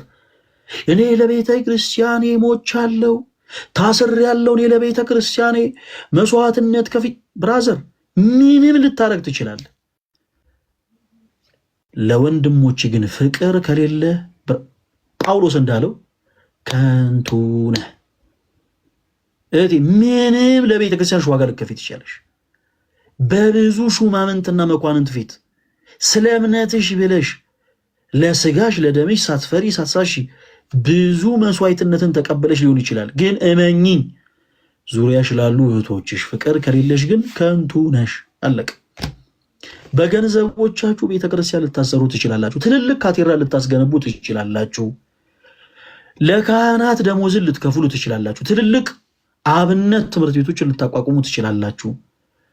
ቤተክርስቲያን ችግር ውስጥ በወደቀችበት ሰዓት እናንተ ብቻችሁን ሆናችሁ ትልቅ ዋጋ ከፍላችሁ ሊሆን ይችላል። ለዚች ቤተክርስቲያን ታስራችሁላት ሊሆን ይችላል። ለዚች ቤተክርስቲያን ደምታችሁላትም ጭምር ሊሆን ይችላል። ለዚች ቤተክርስቲያን ሰዎች ቤተክርስቲያንን ሆዳቸውን ለማከለ ነገር ፈልገዋት ስጋቸውን ሲያደልቡ ሆዳቸውን ሲያጠግቡ ሲበሉ ንብረትን ሲያፈሩ እናንተ ለዚች ቤተክርስቲያን ደህይታችሁላት ሊሆን ይችላል። ብዙ ዋጋ ከፍላችሁላት ሊሆን ይችላል። እመኑኝ። በኃጢአት ወርቆ ያለ ወንድማችሁን ግን በፍቅር ካባ አቅርባችሁ እማትመክሩ ሰዎች ከሆናችሁ በልባችሁ ጥላቻ ካለባችሁ ከንቱ ናችሁ። አለቅ። እና ከሰሞኑ የነበረው ነገር ያ ነው ባጭሩ። ፈለገ አትናቴዎስን ስታደንቁ የነበራችሁ እህቶች ወንድሞች፣ ፈለገ አትናቴዎስን ዳግም እንዳታደንቁት። ዳግም ፈለገ አትናቴዎስ ተጽዕኖ ፈጣሪ ነው ሲባል በእርግጥ እኔን የሚጠሉ ሰዎች እንዲህ ሲባል ሲሰሙ ራሳቸውን ስለሚያዞራቸው አረፋ ስለሚደፍቃቸው ዝም አልኩኝ እንጂ ጌታ ምስክሬ እኔ ተጽዕኖ ፈጣሪ አይደለሁ። ፈለገ አትናቴዎስ ጀግና ሆኖ አይደለም እነዚህን ሁሉ ሰዎች የተቋቋሙ። አለቅ። ግን እግዚአብሔር የልባቸው መሻት እንዲሳካ ያደርግ። የት ሄዶ የኛ አምላክ? እኔ በጣም የምወደው ቅዱስ አባታችን አቡነ ሀብተ ማርያም የጸለዩ ጸሎት ይገርመኛል። የሮብ ገላቸው ላይ ፕሊስ ገብታችሁ አንብቡት። ምን እንዳሉ ታውቃላችሁ? ጌታ ሆይ ያሉት ነፍሴን ለሚያስጨንቃት አሳልፈ አትስጥ። እንደው ፕሊስ ሁላችሁም ስትጸልዩ ይህን ጸሎት በደንብ አድርጋችሁ ጸልዩ። ነፍሴን ለሚያስጨንቃት አሳልፈ አትስጥ በሉት። አለቅ። እናንተ ቺን ጸሎት ጸልዩ። ከዛ ጠዋት ይወላችሁ የሚገርም ቁርስ ብሉ። ጥሩ ጸሎት ከጸለያችሁ በኋላ ጠዋት የሚገርም ቁርስ። እነዛ ሰዎች እናንተ ላይ ብረት እየሳሉ ሰይፍን እየቀጠቀጡ ሰንሰለት እያዘጋጁ እናንተ በጌታ ሰላም ከቤታችሁ ወጥታችሁ የምትፈልጉትን ነገር ሸምታችሁ ወዳጆቻችሁን አግኝታችሁ ተዝናንታችሁ በጌታ ሰላም ቤታችሁ ተመልሳችሁ እግዚአብሔር ሆይ ሰላም እንደዋልከኝ ሰላም አሳድረኝ ብቻ በሉት። የጨለመውን ጊዜ አሳልፎ አንግቶ ዳግም ደግሞ መሽቶ እናንተ በሰላም እንድታልፉ ስላደረገ አመስግኑት። አለቀ። ከዛ በኋላ ያለው ነገር ለእግዚአብሔር ተዉት። ከእናንተ ጋር የተዋጉ ይመስላችኋል? ይሄው በእግዚአብሔር ፊት ቆም የምነግራችሁ ነገር የሚዋጉት ከእግዚአብሔር ጋር ነው። የሚዋጉት ከእግዚአብሔር ጋር። ምክንያቱም ክፋትን ስትይዝ አጌንስ የምትሆነው ከክርስቶስ ጋር ነው። ክፋትን ይዞ ክርስቶስ የረዳው አንድም ፍጡር የለም። ተንኮልን በልቡ ይዞ አንድንም ፍጡር ክርስቶስ ረድቶ ያውቅ። ሸርን ተንኮልን ጌታ ይጸየፋል። አለቅ። ይሄ የሆነ ይሄ ፋይል እንዲህ አብዝቶ የሚሄዱ ይሄ በቃ የሆነ ሰው ለመክሰስ የሚሯሯጡ ሰዎች አይታችሁ ታውቃላችሁ? ያለምንም ሪዝን የሆነ ከኔ አጥር ላይ የሆነች 10 ሴንቲም ጠጋ አድርጎ አጥሯል ብለው 2000 ገጽ ፋይል ይዘው የሚንቀሳቀሱ ሰዎች አሉ። ብራዘር የማይቀናቸው ፍርድ ቤት ሳይሄዱ ቀርተው አይደለም። የማይቀናቸው ሰዎችን ሳያውቁ ቀርተው አይደለም። አይምሰላችሁ። የማይቀናቸው ገንዘብ ሳይኖራቸው ቀርቶ እንዳይመስላችሁ። የማይቀናቸው ከጅምሩ በልባቸው ክፋትን ስላነገነቡ፣ ክፋት ስላለ ነው በልባቸው። ክፋትን ያነገበ ሰው ደግሞ ምንም ነገር አይቀነውም። ስለዚህ የኔ ተወዳጆች በክርስቶስ የምናምን ክርስቲያኖች ከሆንን አገልጋይ ምንሁን ተገልጋይ ምንሁን ወይዘር ዘማሪ፣ ዲያቆን፣ ሰባኪ ካህን፣ መነኩሴ፣ ቆሞስ፣ ኤጲስቆጶስ፣ ጳጳስ፣ ሊቀ ጳጳስ፣ ፓትርያርክ የምንሆን ግን ለወንድሞቻችን ፍቅር ሊኖረን ይገባል። ካልሆነ ግን ከንቱ ነን። አለቀ። እና ደግሞ በጣም የሚገርማቸው ነገር የእግዚአብሔር ድንቅ አሰራሩ የሚገርመኝ የእያንዳንዱ ሰው አፍ ሲከፈት ጭንቅላት እንዲታይ ያደርጋል እግዚአብሔር። እባካችሁ ከሳሽ አትሁኑ ተወዳጆች። ከዚህ ሰዓት ጀምሮ በቻልነው አቅም እያንዳንዳችን በጣም ፍቅር አጥተው የራቁት ወንድሞቻችን እናቅርባቸው። በዙሪያችን ያሉ የግድ ሶሻል ሚዲያ ላይ መሆን የለበትም። ዙሪያችሁ ፍቅርን አጥተው የራቁ ብዙ ሰዎች አሉ። የጥፋተኝነት ስሜት ተሰምቷቸው ቤተ ክርስቲያን መሄድ በጌታስ አይታችሁ ታውቃላችሁ? ኃጢአተኛ የሆኑ ሰዎች እንዴት ቤተክርስቲያን ግን እንደሚፈሩ። እኛንን እኮ ደፋሮቹ፣ እኛንን ደፋሮቹ እንደው ዝም ብለን ከነጫማችን መቅደስ የምንገባ ደፋሮቹ እኛንን። ምንም ነገር ሳንጨርቅ ዝም ብለን እንዳዳራሽ ዘው ብለን ገብተን ዘው ብሎ ለመውጣት የምንሞክር ደፋሮች እኛንን። በኃጢአት ያሉ ሰዎችን ተመልከቷቸው። እነዚህ ኃጢአተኞች እያለን እኛ ደፋሮቹ ነጠላ ለብሰን በመቅደስ የምንገኘውን ተዉት፣ ቆይ እንመለስበታለን። ኃጢአተኞች የምትሏቸው ሰዎች ግን ምን ያክል ቤተክርስቲያን እንደሚፈሩት ተመልከቷቸው። መቅደስ ውስጥ ሳይገቡ ገና ከሩቅ ነው መሬት ላይ ተንበርክከው ሰላም ለኪ ቅድስት ቤተክርስቲያን ብለው ጌታቸው አምላካቸው መሬታቸውን ኢየሱስ ክርስቶስን አመስግነው ለእርሱም ያምልኮ ስግደትን ሰግደውለት የሚሄዱት። ስለዚህ ፕሊስ እናቅርባቸው። የሆነ ሰዓት ላይ የፊዮና ልደት ላይ ተገኝቶ ምናምን ሲባል የነበረው ነገር አለ። እንደምታውቁት ግልጽ ነው ሀሳቡ። የኔ ተወዳጆች እነዚህን ሁሉ እህት ወንድሞቻችን ልናቀርባቸው ይገባል። ልናቀርባቸው ዛሬ ለብዙ እህት ወንድሞቻችን ፍቅር መስጠትን ስለቻለን ብዙዎች በህይወታቸው ክርስቶስ ኢየሱስን ሰባኪ እየሆኑ ነው። በህይወታቸው ለምሳሌ ዲያቆን ዴቭ ሰባኪ ናቸው። በቤተክርስቲያን ወደ መሬት ላይ ቆመው ይሰብካሉ። በቅዳሴው ጸሎት ገብተው ይቀድሳሉ። ዛሬ ላይ ዲያቆን ዴቭ፣ እነተሙ፣ ሌሎችም ወንድሞች ግን ፍቅርን ሰጥተው ለወንድሞቻቸው በኃጢአት ቆሸሸናል ለሚሉ እህት ወንድሞቻቸው ጊዜን ሰጥተው ግን በማደመጣቸው እንደ ሄሉ ያሉ እህቶች ሊመለሱ ምክንያት ሆነዋል። ይሄ ቀላል ነገር አይደለም ተወዳጆች። ለምሳሌ ሄሉ ተወዳጅ አንድ ቪዲዮ ብትሰራ የመዝሙር አንድ ቪዲዮ ብትሰራ ቀላል ነገር አድርጋችሁ አይደል የምትመለከቱት? አይምሰላችሁ። ይሄ ቀላል የሚባል ነገር አይደለም። የእሷን እኮ የጥፋት መንገድ ሲከተሉ የነበሩ በጣም ብዙ ነፍሳቶች አሉ። እኛ ማናቃቸው በየቤቱ እኛ ማናቃ እሷም የማታውቃቸው በቃ ልክ ሪል ራሷን እንደውም መሆን የሚፈልጉ የእሷ መንገድ ሲከተሉ የነበሩ በጣም ብዙ ሰዎች ይኖራሉ። ድንገት ግን ክርስቶስ ሁሉ ነገሯን ቀይሮ ልቧን ነክቶ ኃጢአተኛ የሆነችው እህታችን፣ በደለኛ የተባለችው እህታችን ሰው ሁሉ ድንጋይ አንስቶ ሊወረውርባት ሲል ክርስቶስ ፍቅርን ሰጥቶ ወደ እርሷ አቅርቦ ልቧን በነካው ቅጽበት እህታችን ነጠላ ለብሳ ቪዲዮ ስትሰራ እግዚአብሔርን ስታመሰግን ብዙዎች በሷ ሕይወት ይማራሉ። ይሄ ቀላል ነገር አይደለም። ወንድሞቻችሁ ሲበድሉ ይሄ ገሌ እንዲህ አይነት ሰው፣ ይሄ ገሌ እንዲህ አይነት እንደዚህ ብናምን ብሎ የከፉ ቃሎችን ከመናገር ይልቅ ፕሊስ ባካችሁ በፍቅር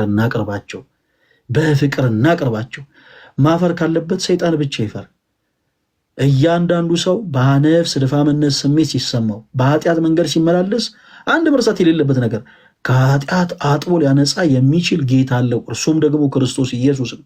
ይህንን ግን ያላወቀ ትውልድ ቢኖር በዙሪያችን ጫት እየቃመ ሲጋራን እያጨሰ በስካርን እየወደቀ በጨለማ ቤት ውስጥ በዳንኪራ ቦታ ላይ እየዘለለ በፍትወት እየተመላለሰ ድንገት ስሁት በሆነ መንገድ እየተጓዘ ያለ ግን ወዳጅ ካለን ተወዳጆች ይቅር የሚለው ከኃጢአት ሁሉ የሚያነጻው ከኃጢአትም ደግሞ አጥቦ አንጽቶ ወደ እርሱ የሚያቀርበው አምላክ እንዳለው ማሳወቅ አለብን። ዝም ብሎ መልካም ወጣት፣ መልካም ሽማግሌ፣ መልካም አጎት፣ መልካም አክስት ብሎ በተቀቡ በሚመስሉ ልክ ማር በተቀቡ መርዞች በተለወሱ ንግግሮች ሰዎች ወደ ምንፍቅና እንዲሄዱ ማድረግ የለብንም። ይህች ቤተክርስቲያን የክርስቶስ ሙሽራ ናት። ክርስቶስ ከኃጢአታችሁ አጥቦ ያነጻችኋል ኑ ብለን ነው ልናቀርብ የሚገባው። ከዛ ውጭ ግን ፕሊስ እባካችሁን ገፊዎችን አንሁን። የእያንዳንዳችን ኃጢአት፣ የእያንዳንዳችንን በደል፣ የእያንዳንዳችንን ሸክም አጥቦ አንጽቶ ያቀለለ አምላክ አለን። ስለዚህ እኛ ክርስቲያን የተባልነው በእርሱ በክርስቶስ ነውና ክርስቶስን እንምሰል፣ ክርስቶስን እንምሰል። ሁላችንም የእያንዳንዱ ክርስቲያን ዓላማ ኖረን ተስፋ ምናረጋት መንግሥተ ሰማያትን መውረስ ነው።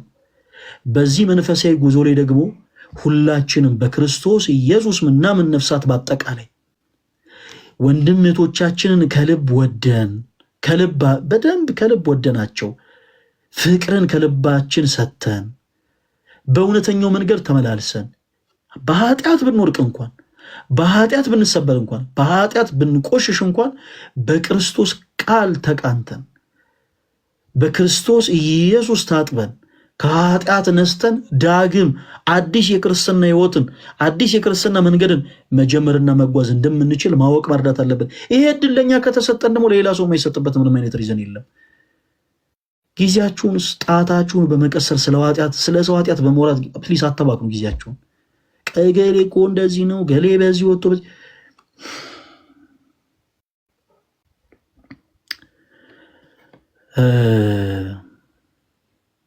ግን በዚህ አይነት ችግር ውስጥ ያላችሁት ወንድሞቻችን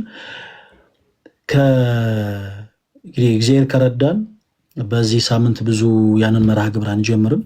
ከሚቀጥለው ሳምንት ሰኞ ጀምሮ ግን ተስፋ በመቁረጥ ስሜት ላይ ያላችሁ በተለይ በጣም በሰው ዘንድ ተገፍታችሁ ኃጢአተኛ እናንተ በደለኞች የተባላችሁ ኑ ጠላቶቻችሁ አንገታቸውን እንዲደፉ በደንብ ራሳችሁን ወደ ክርስቶስ አቅርቡ። ጠላቱን ማሳፈር የሚፈልግ ጠላቱ አንገቱ እንዲደፋ ማድረግ የሚፈልግ ሰው ራሱን ወደ ክርስቶስ ያቅርብ፣ በንስሐ ሕይወት ይመላለስ። አለቅ። ኃጢአታችሁን ለክርስቶስ ብቻ ንገሩት። ምስክር አይፈልግም የኛ ጌታ፣ ምስክር አይፈልግም ክርስቶስ። ቀርባችሁ ለክርስቶስ ብቻ ንገሩት። ሰው የፈለገውን ጠጠር እያነሳ ይወርውር። እናንተ በወረወሩት ጠጠር በወረወሩት ድንጋይ ቤት ሰርታችሁ አሳዩዋቸው። ሰዎች ስለ እናንተ ሌሊቱን ሙሉ ሊያወሩ ይችላሉ እንቅልፍ አጥተው። በዚህ ሰዓት ስለ እናንተ ቁጭ ብለው ዲስከስ የሚያደርጉ ሰዎች አሉ። እንዲያርገን ቆይ እንዲናደርግ እንደዚህ አድርገን ቆይ እንደዚህ አድርገን እንዲህ አይነት ጉድጓድ ቆፍረን ብለው ብረት እየቀጠቀጡ ያሉ በእናንተ ዙሪያ። ኦኬ፣ ሰይፍን እየሳሉ ያሉ ሰዎች አሉ በእናንተ ዙሪያ። ጋይስ ዞር ብላችሁ እንደ ሎጥ ሚስት እንዳትመለከቱ። የሎጥ ሚስት የጨው ሐውልት ሆነ የቀረችው ዞር ብላ በመመልከቷ ነው። አሁን ይሄ መልእክት የሚመለከተው ኦርቶዶክስ ብቻ አይደለም። በነገራችን ላይ ኦርቶዶክስም ሆንክ የእስልምና እምነት ተከታይም ሆንክ ፕሮቴስታንትም ሆንክ ወንድሜ በደንብ አድርጋ አዳምጠኝ። ሰው ስላንተ ቁጭ ብሎ ሌሊቱንም ሙሉ የሚያወራ ከሆነ እመነኝ፣ በቃ አንተ እግዚአብሔር የሰጠ ሞገስ አለ ማለት ነው። አለቀ። በምትሰሩበት ቦታ ትንሽ ባለቆቻችሁ ዘንድ ስትወደዱ ዙሪያችሁ ያለ ሰው ይጠላችኋል። በንግድ ቦታችሁ ላይ ትንሽ እናንተን ቦታ ላይ ትንሽ እንደው ደንበኞቻችሁ በርከት ሲሉላችሁ የእናንተን ገበያ የሚጠይቅ ሰው ቁጥሩ ጨመር ሲልላችሁ ዙሪያችሁ ያለ ሰው አጠቃላይ ይቀየማችኋል። እንዲህ ከሆነ ማወቅ መረዳት ያለባችሁ ነገር እግዚአብሔር ሞገስን እየሰጣችሁ ነው ማለት ነው። እግዚአብሔር ሞገስ ሰጥቷችሁ ወደኋላ እንዳትመለከቱ። እንዲህ የሚባል ነገር የለም። በቃ አለቀ። እህቴ ወደኋላ እንዳትመለከች። ከፊትሽ የቀደመው እግዚአብሔር የሚገርም ድንቅ ኃያል አምላክ ነው። እርሱን የመሰለ ብርሃን ሳለ ወደ ጨለማ መዞር አያስፈልግም። ወንድሜ ከፊት ለፊትህ የቀደመው እግዚአብሔር እርሱ ድንቅ ኃያል አምላክ ነው። እርሱን የመሰለ ብርሃን ከፊት ለፊትህ ቆመ ወደኋላ ዞር ማለት አያስፈልግም። የሎጥ ሚስት ወደ ፊት ለፊት ብቻ መጓዝ ስትችል ሳትዞር ወደኋላ በመዞሯ ብቻ የጨው ሐውልት ሆና ቀርታለች። ከሳሾቻችሁን ዞር ብላችሁ የምትመለከቱ ሰዎች እናንተ በቃ የጨው ሐውልት ሆናችሁ ነው የምትቀሩት። የጨው ሐውልት ከሳሾቻችሁ በነገራችን ላይ የጨው ሐውልት ሆነው አይቀሩ። እናንተ ግን ዞር ብላችሁ ባያችሁ ቅጽበት እናንተ የጨው ሐውልት ሆናችሁ ትቀራላችሁ። ከሳሾቻችሁን ማሳፈር የምትችሉት ከፊታችሁ የቀደመውን አምላክ እግዚአብሔርን ከፊታችሁ የቀደመውን አምላካችሁ እግዚአብሔርን አስቀድማችሁ የእርሱን ፈለግ ተከተላችሁ በመኖር ብቻ ነው። ምን በመሆን ክርስቶስን በመምሰል የኛ ጌታ ክርስቶስ ሕማሙ ሲነበብ ታስታውሳላችሁ አይደል? ጾም የዐቢይ ጾም ላይ ሰሙነ ሕማማት ላይ የጌታችን የኢየሱስ ክርስቶስ ሕመም ሲነገር በጣም ነው የምትደነቁት። ክርስቶስ ከሃሌ ኩሉ ኤልሻዳይ አዶናይ ኃያል አምላክ ሆኖ ሳለ እንዴት ብዬ ልንገራችሁ? ሁሉ ነገር በእርሱ የተፈጠረ የአምላኮች አምላክ የጌቶች ጌታ የንጉሶች ንጉስ ሆኖ ሳለ በአይሁዶች በጥፊ ተጸፋ። ክርስቶስ ምላሽን አልሰጠም። የእሾህ አክሊልን በላዩ ላይ አቀዳጅተው በእንጨት ጠንካራ በሆነ እንጨት እሾህን ወደ ታች እየገፉ ራሱን እያደሙ ቀለዱበት። ንጉሥ ሆይ 1000 ዓመት ንገስ እያሉ በፊቱ ቀጸቡበት። ክርስቶስ አንዳች አልመለሰላቸው። አንዳች ግን እኮ ፊት ለፊት ለሚታይ ሰው እኮ እየተዋረደ እኮ ነው። ምድር ላይ ላለው ሰው እኮ እየተዋረደ ነው የሚመስለው። አይገርምም? እርሱ ተዋርዶ እኛን አከበረን። ወዳጄ አንተ አሁን በመዋረድ ግን ዓለም ላይ በመናቀ ግን የሚያከብረ ክርስቶስ ነው። የእሾህ አክሊልን አቀዳጁት። የለበሰውን ልብስ ከላዩ ላይ ያወለቁት። ነውራችንን የሚሸሽግ አምላክ ሆኖ ሳለ በደላችንን በፍቅሩ የሚከልል ኃያል ጌታ ሆኖ ሳለ አይሁድ ጌታችን ኢየሱስን ልብሱን ገፈፉት። ልብሱን ገፈፉት። ጨርቁን ቀደዱት። በቀሚሱ ላይ ዕጣ ተጣጣሉበት። ከሊጦስጥራ አደባባይ እስከ ቀራኒዮ ድረስ 13 ዓመት እንዲቀበል አደረጉ። ሊወርቁ ያሉትን የሚፍገመገሙትን የሚደግፍ አምላክ ክርስቶስ በሰው እጅ በጥፊ ተጸፋ። አባ ሕርያቆስ በቅዳሴው የሚፈራ ግሩም ነው፣ በእኛ ዘንድ ግን ትሑት ነው ያለው ጌታ በእኛ ዘንድ ግን ትሑት ይሆን፣ ግን እኮ የሚፈራ አምላክ ነው። ቅዱሳን መላእክት ቀና ብለው የማያዩት፣ ቅዱሳን መላእክት ቀና ብለው የማይመለከቱት እጅግ በጣም ግርማው የተፈራ ኃያል አምላክ ሆኖ ሳለ በሰው እጅ ግን በጥፊ ተጸፋ። በጥፊ ተጸፋ። ከሁላችን ላይ የኃጢአትን ቅባት ያነሳ ዘንድ ከሁላችን ላይ የጨለማን ወዝ ገፎ ያነሳ ዘንድ ክርስቶስ አይሁዶች ምራቃቸውን ጢቅ እያሉ በላዩ ላይ ተፉበት። በጣም የሚደንቃችሁ ነገር በክርስቶስ ላይ ምራቅ እያነሳቸው ባፎቻቸው ውሃ እየጨመሩ በላዩ ተፉበት ነበር። አንዳንዴ ሰው ልክ የዚህን ያክል እንዴ! እናንተ ክርስቲያን የተባላችሁት ወዳጆቼ እንደ ክርስቶስ ይህችን ዓለም ንቃችሁ ዓለምም ንቋችሁ ዓለምና እናንተ ፍጹም አትስማሙ ነው ባጭሩ። እንደ ክርስቶስ በዚህች ዓለም መከራን አይታችሁ ትኖራላችሁ። ክርስቶስ ግን በመጨረሻው ዘመን ለፍርድ ሲመጣ እርሱ ያከብራችኋል። እያንዳንዱ ክርስቲያን በምድር ዋጋን በመቀበሉ በእግዚአብሔር ዘንድ ዋጋን ይቀበላል።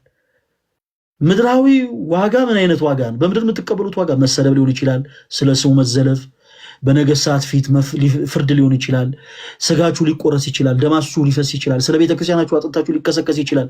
ክርስቶስ ግን ደማችሁ ደመ ሰማዕታት አድርጎ ይቀበለዋል። ዋጋ መስጠት ይችልበታል። የኛ ጌታ ክርስቶስ የኃጢአትን ቅባት ከኛ ያረቀው ዘንድ አይሁዶች ምራቃቸውን ሲተፉበት፣ አይሁዶች ምራቃቸው ይበዛላቸው ዘንድ በአፎቻቸው ውሃን እየጨመሩ በክርስቶስ ገጽ ላይ ተፉበት። በጣም የገረመኝ በጣም የሚገርመውን ነገር ልንገራችሁ። ተጸይፎ እንኳን ዞር አላለም ፊቱን። እኛውን እንደው ሰው ድንገት ምራቁን እንኳን ጢቅ ቢል እንኳን መሬት ላይ እንኳን ለሚተፋው ፊታችን እናዞራለን ተጸይፈን። ክርስቶስ የነሱን ምራቅ ተጸይፎ ፊቱን ስንኳ አላዞረም። ዝም ምን ያለው ንጉሥ ሆይ 1000 ዓመት ንገስ እያሉ ቀለዱበት። በመስቀል ተሰቅሎ እጆቹ ተቸንክረው ተወጥረው ስጋው ተቆርሶ ደሙ ፈሶ በጅራፍ ተገርፎ የኛ ጌታ መድህን ዓለም ክርስቶስ ሊቀ ካህናችን ዘላለማዊው አስታራቂያችን በመስቀል ላይ ተሰቅሎ ይህን ያክል ሕማም ሲቀበል አንዳች ቃልን አልመለሰላቸው። ቀለዱበት። ግን እነሱ ንጉሥ 1000 ዓመት ንገስ። የክርስቲያን ፈተናው ልክ እንደዚህ ነው። እስከ መስቀል ነው። አለቀ። እስከ መጨረሻው ድረስ ትፈተናላችሁ። አገልጋይ ነው ወዳጅ፣ እስከ መጨረሻው ድረስ ስለምትፈተን አንተም ወጥረህ ግንኙነትን ከእግዚአብሔር ጋር ማጠንከር። እህቴ ዘማሪ ከሆንሽ እስከ መጨረሻው ስለምትፈተኝ ከክርስቶስ ጋር ያለሽን ቀረቤታ ማጠንከር፣ በንስሐው መመላለስ፣ ራስን ለካህን ማሳየት፣ ክርስቶስን ገንዘብ ማድረግ። አለቀ። የክርስቲያን ፈተናው እስከ ነው እስከ መስቀል። ምዕመናን የሆነን እኛ እንፈተናለን እስከ ድረስ እስከ መስቀል ድረስ ክርስቶስ እስከ ቀራንዮ ድረስ ማመን ተቀበለ። ንጉሡ 1000 ዓመት ንግስ እያሉ ቀለዱበት። ንግስናውን ሊያሳያቸው የሚችል ጌታ ነው። በነገራችን ላይ ክርስቶስ ንግስናው እርሲ አንተ እውነት የእግዚአብሔር ልጅ ከሆንክ ከመስቀል ላይ ውረድና አይተን እንመንብህ እያሉ ቀለዱበት፣ ተሳለቁበት። ወዳጄ በዚህ ምድር ላይ ሰው በዚህ ልክ ተሳልቆብህ ሊሆን ይችላል። እመነኝ። ሰው ከተሳለቀብህ፣ ሰው ከናቀ እንደ ዮፍቴ እግዚአብሔር ሊያነግስ ስለሆነ ዝም ብለህ እግዚአብሔርን ጠብቀው። ዝም ብለህ በሕይወት እግዚአብሔርን ጠብቀው። ሰው በኃጢአትህ ከኮነነ፣ ሰው በኃጢአትህ ከዘለፈ፣ ሰው በኃጢአትህ ከቀለደብህ፣ በቀድሞ ማንነት ከተቸ እንደነ ማርያም ዘነይን፣ እንደነ ግብፅት ማርያም፣ እንደነ ዮስኪን 12 ዓመት ደም ሲፈሳት እንደነበረችው ሴት ክርስቶስ ታሪክን ሊቀይረው ነውና ዝም ብለህ እግዚአብሔርን ጠብቀው። በሕይወት አለቀ። ዝም ብለህ እግዚአብሔርን ጠብቀው። ክርስቶስ አንዳች መልስ አልመለሰላቸውም። ለዛም ነው ቅዱስ ዮሐንስ ክርስቶስን በግ እያለ የጠራው። እኛ ኢትዮጵያውያን እጅግ በጣም እንደው ከአንበሳ ጋር ያለን ቀረቤታ እንደው ለየት ስለሚል ሀገራችንም ስንገልጻት አንበሳ እያለን እንገልጻለን። እንደው ባንዲራችን ላይ ሁሉ አልፎ አልፎ አንበሳም ተደርጎ ያውቃል። ካልጠፋ ነገር ዮሐንስ እንደው ክርስቶስን ለምን በግ አለው ብዬ ጠይቅ ነበረ። እውነትም ለካ ክርስቶስ በግ ነው። ቀንድ ሳለው ማይዋጋ፣ ጥፍር ሳለው ማይቧጨር፣ ድምፅ ሳለው የማይጮህ፣ በሸላቾቹ ፊት በአራጆቹ ፊት ዝም የሚል የዋህ በግ ነው ክርስቶስ። እውነት ነው፣ በግ ነው። እያንዳንዱም ክርስቲያን እንደ ክርስቶስ በግ ሊሆን ይገባል። በግ ወዳጄ፣ ጠላቶችህን በአንዲት ቃል ተነስተ ዘመኖችን በአጠቃላይ ሰብስበ ድባቅ አፈር ከበደም ያበለተ ልታጠፋት ሊሆን ይችላል። ጉልበትህ ብዙዎችን የሚያስፈራ ሊሆን ይችላል። ቁጣ ብዙዎችን የሚያስበረግግ ሊሆን ይችላል። የገንዘብ አቅምህ ብዙ ሰዎችን ጸጥ ሊያስብል የሚችል ሊሆን ይችላል። የገንዘብ አቅምህ ነገር ግን እመኑ፣ ገንዘብም እያላችሁ ጉልበቱም እያላችሁ አቅሙም እያላችሁ ጸጥ በሉ። ሰው ሲዘልፋችሁ እግዚአብሔር አንዳች በረከትን በእናንተ ሕይወት ሊያመጣ ስለሆነ ጸጥ በላችሁ ጠብቁ። ጸጥ ብላችሁ ጸጥ የማለትን ጥቅም እያንዳንዱ ክርስቲያን ከክርስቶስ ኢየሱስ ሊማር ይገባል። የእምነታችን ጀማሪና ፈጻሚ ከሆነው ከክርስቶስ ሰው ይሄን ሊማር ይገባል። ዝም በሉ እናንተ።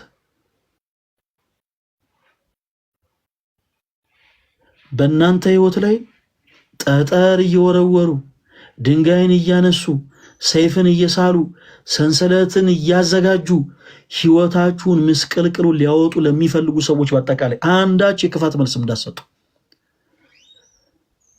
ኢቭን አውቃችሁ እንኳን ለእናንተ መውደቅን እያሰቡ እንደሆነ አውቃችሁ ተረድታችሁ እንኳን ስለ እውነት ነው የምላችሁ ጥርጣሬን፣ ጥላቻን እግዚአብሔር አምላክ ከልባችሁ እንዲያርቅ አድርጋችሁ እነዛን ሰዎች ፍጹም ፍቅር ስጧቸው።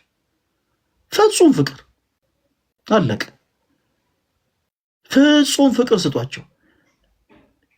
ክፉ በክፉ አይመለስምና እና ክርስቲያኖች እንደ እግዚአብሔር መልካም ፈቃድ በጣም በጣም በጣም ከዚህም የበለጠ እንድንሰራ ነው ምክንያት የሆንን። እግዚአብሔር ይመስገን። አንዳንዴ በአገልግሎታችሁ ሰይጣን ካልፈተናችሁ ሰይጣን ንቋችኋል ማለት ነው ብላ ቤተክርስቲያናችን ታሰብረናለች። እውነት ነው። አገልግሎታችን በሰይጣን ተፈትኗል። የምንሰራው አገልግሎት የብዙ ሰዎችን ነፍስ እያዳነ ስለሆነ አሁንም ሰፊ ጊዜ ሰጥተን በሱስ ውስጥ ያላችሁት ወንድሞቻችን ማንም ሰው በቃ ከዚህ በኋላ እኔ እንዴት ለቤተክርስቲያን እገባለሁ፣ ማንም ሰው እኔን እንደው ወደ ቤተክርስቲያን እንድቀርብ አያረገኝም ብላችሁ የምታስቡት ወንድሞች ኑ ወደ ቤተክርስቲያን። መልእክት አስቀምጡልኝ በውስጥ የእያንዳንዶቻችሁ መልእክትን ያነበዋለሁ። ስጋችሁን በመሸጥ ላይ ያላችሁ እህቶች ፕሊስ እባካችሁ ኑ፣ ቀረብ በሉ ወደ ቤተክርስቲያናችሁ። እንዴ መርሳት እኮ የለብንም መቼም። ያገባ ሰው ከእናት ከአባቱ ቤት አድርጎ ያገባ ሰው የትም ቆይቶ ብዙ ጊዜን አሳልፎ ስራውንም ሰርቶ ሊሆን ይችላል። ከብዙ ጊዜ በኋላ የሆነች ነገር ይዞ እናት አባቱን ለመጠየቅ ወደ ቤት እንደሚመለስ ሁሉ በተመሳሳይ በኃጢአት፣ በበደል፣ በሱስ፣ በዝሙት፣ በነውር፣ በብዙ ነገር ከቤተ ክርስቲያን ርቀን የወጣን ሰዎች ከኃጢአት ጋር ተቆራኝተን ከኃጢአት ጋር ተጋብተን ከኃጢአት ጋር ትዳር መስርተን ከእናታችን ቤተ ክርስቲያን ከአባታችን ከክርስቶስ ርቀን ያለን ሰዎች እንቅረብ፣ እባካችሁ በቃ እንቅረብ። ራሳችንን እንያዝና በንስሐ ልብ በጸጸት ወደ ክርስቶስ እንቅረብ። ቤተ ክርስቲያን እናታችን ናት። ከአብራ ከመንፈስ ቅዱስ በ40 እና በ80 ቀን ጸንሳ ወልዳናለች። እናት ልጆቿ አባታቸው እንዲመስሉላት እንደምትፈልግ ሁሉ ቅድስት ቤተክርስቲያናችን እናታችን አባታችን ክርስቶስን እንድንመስልላት ትፈልጋለች። ስለዚህ ተወዳጆች ኑ ቀረብ በሉ፣ ኑ ቀረብ በሉ ወደ ቤተክርስቲያን። የእያንዳንዳችሁን ድምጾች መስማት እንፈልጋለን። ተከፍታችሁ አዝናችሁ ሰዎች ንቀዋችሁ አቃሏችሁ በማንኛውም ህይወት ላይ ሊሆን ይችላል ሳትፈልጉ ግን የኃጢአት ገንዘብን የኃጢአት ልምድን ገንዘብ ያደረጋችሁ ሰዎች እመኑኝ ከኃጢአታችሁ አጥቦ ሊያነጻችሁ የሚችለው ክርስቶስ ኢየሱስ ብቻ ነው። አንዳንዴ ይችን ብቻ ብዬ ላብቃ። እንዲህ አይነት ሐሳብን ስታስቡ፣ ከኃጢአታችሁ መራቅን ስታስቡ፣ ከኃጢአታችሁ መሸሸን ስታስቡ ያቺን ተርኒንግ ፖይንት የማይፈልጉ ሰዎች አሉ። የማይፈልጉ ወደ ቀድሞ ማንነታችሁ ሊስቧችሁ ይፈልጋሉ። ስለ ማርያም ዘኔን በጣም በተደጋጋሚ ብዙ ጊዜ ተናገር ያሉ ተወዳጆች፣ ማርያም ዘኔን በንስሐ ሕይወት ልትመለስ ስትል ወደ ክርስቶስ ልትቀርብ ስትል፣ በነገራችን ላይ ዙሪያ ያሉ ሰዎች ናቸው እንዳትቀርብ ሊከለክሏት የነበሩት። ማርያም ዘናይን ለንስሐ እንዴት ተነሳሳች ስንል ክርስቶስ በስምዖን ቤት ስለገባ ይሲ ክርስቶስ በስምዖን ቤት በግባቱ ማርያም ዘናይንም ለንስሐ እንድትነሳሳ አደረጋት። በኃጢአተኛ ጣሪያ ስር የገባውን ጌታ ተመለከተችው። ማርያም ዘናይን ራሷ ተነሳሳች፣ ሁለንተኗን ወቀሰች። እስከ ዛሬ በኃጢአት ያሳለፈችውን ጊዜ በአጠቃላይ ረገመች፣ አዘነች፣ አለቀሰች፣ አነባች። እዛዝ ወደ ሽቶ ነጋዴ ዘንድ ቀረበች። ሽቶን ገዝታ ወደ ጌታዋ ወደ ክርስቶስ ዘንድ ለመቅረብ እና ሽቶ ለመግዛት ስትቀርብ አይኖቿ ጠቅሮ ነበረ። ስትጸጸቱ ጸጸታችሁ ላይ ራሱ የሚቀልዱ ሰዎች አሉ። በነገራችን ላይ የእናንተ ጸጸት ላይ የሚያለቅጡ ሰዎች አሉ። እናንተ ከልባችሁ አዝናችሁ እኮ ነው። ልባችሁ ተሰብሮ ከልባችሁ አዝናችሁ በእናንተ ጸጸት፣ በእናንተ ሐዘን፣ በእናንተ ንባ የሚያለቅጡ ሰዎች አሉ እና በፍጹም በዚህ ነገር እንዳትሸበሩ ክርስቲያኖች።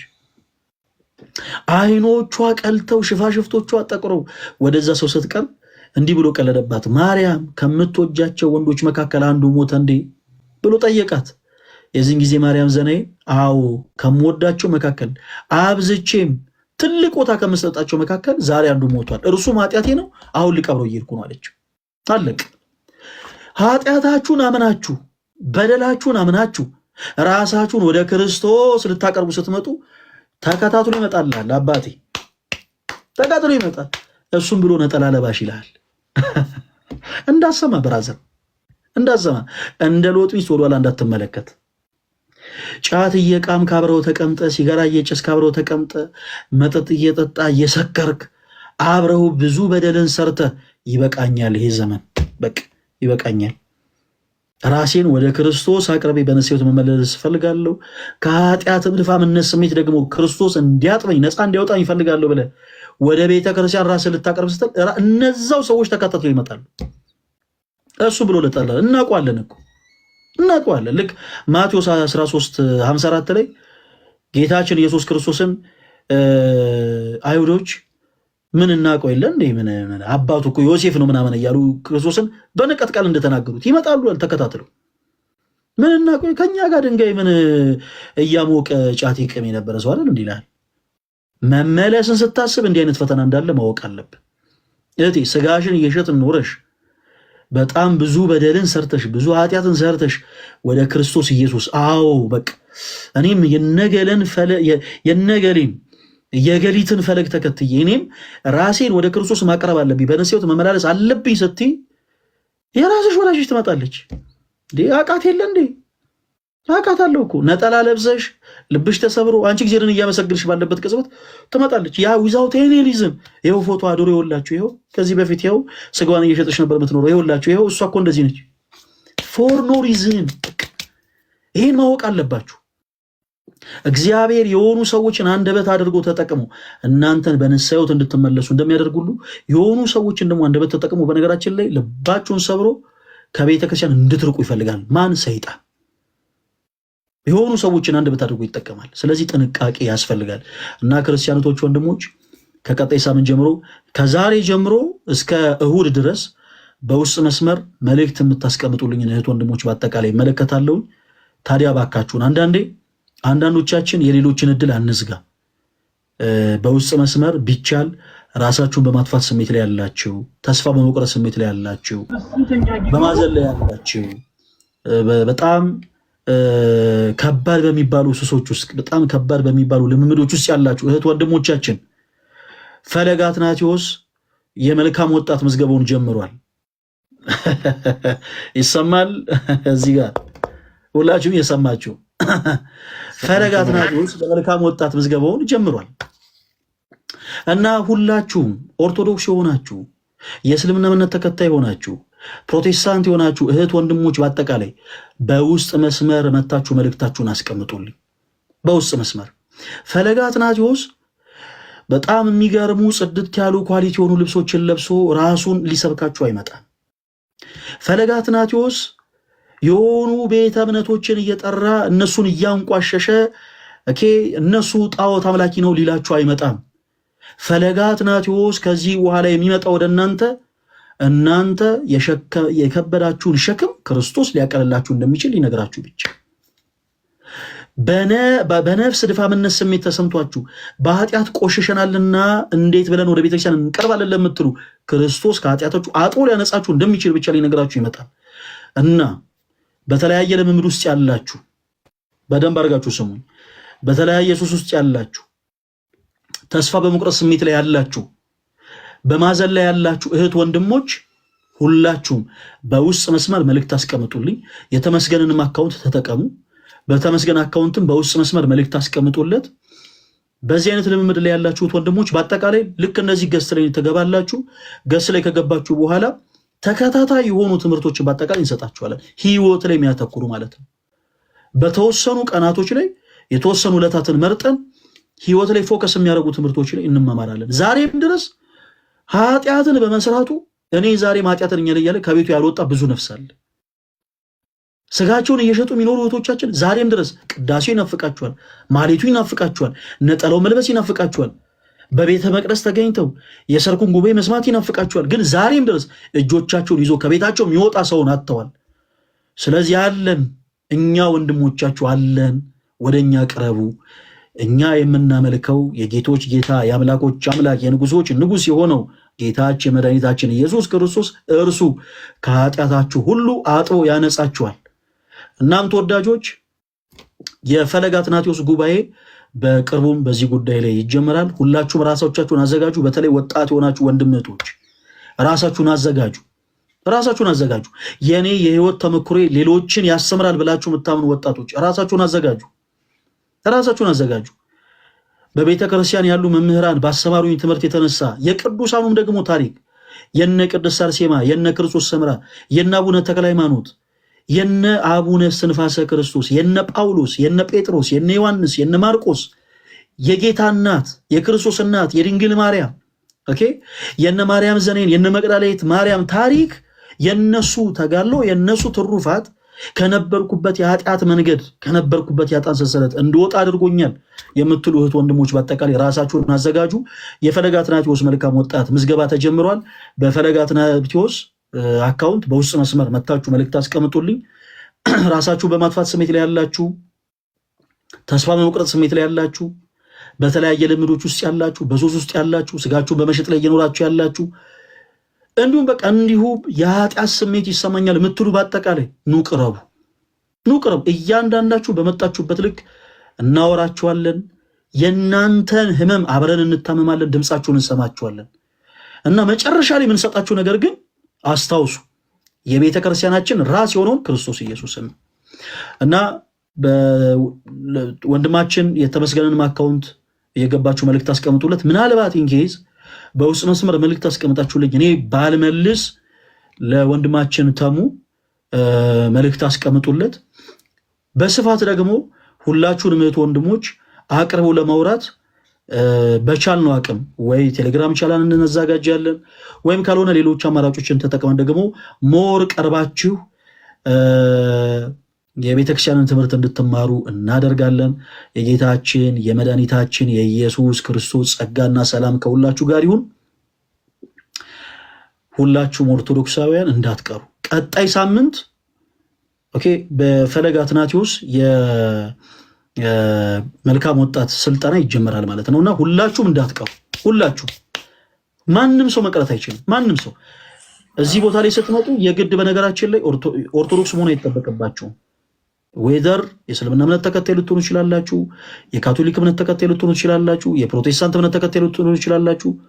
ሁላችሁም ካላችሁበት የድፋምነት ስሜት መውጣት የምትፈልጉ ከሆነ መቅረብ ትችላላችሁ። እሺ ምንም ነገር እንዳፈሩ በውስጥ እያወሩን ያሉ በነገራችን ላይ የተወሰኑት ወንድሞች አሉ። በዚህ አጋጣሚ በግብረ ሰዶሜነት ህይወት ውስጥም ያላችሁ ለምሳሌ 2 የፕሮቴስታንት እምነት ተከታይ ሆኑ በግብረ ሰዶሜ ህይወት ውስጥ ያሉ ወንድሞች የሚያወሩን አሉ። በነገራችን ላይ በእነዚህ ልምድ ውስጥ ያሉ መውጣት የሚፈልጉ እና በዚህ አይነት ልምድ ውስጥም ያላችሁ ፕሮቴስታንት የሆናችሁ እህት ወንድሞቻችን ጭምር በክርስቶስ ፍቅር እንወዳችኋለን።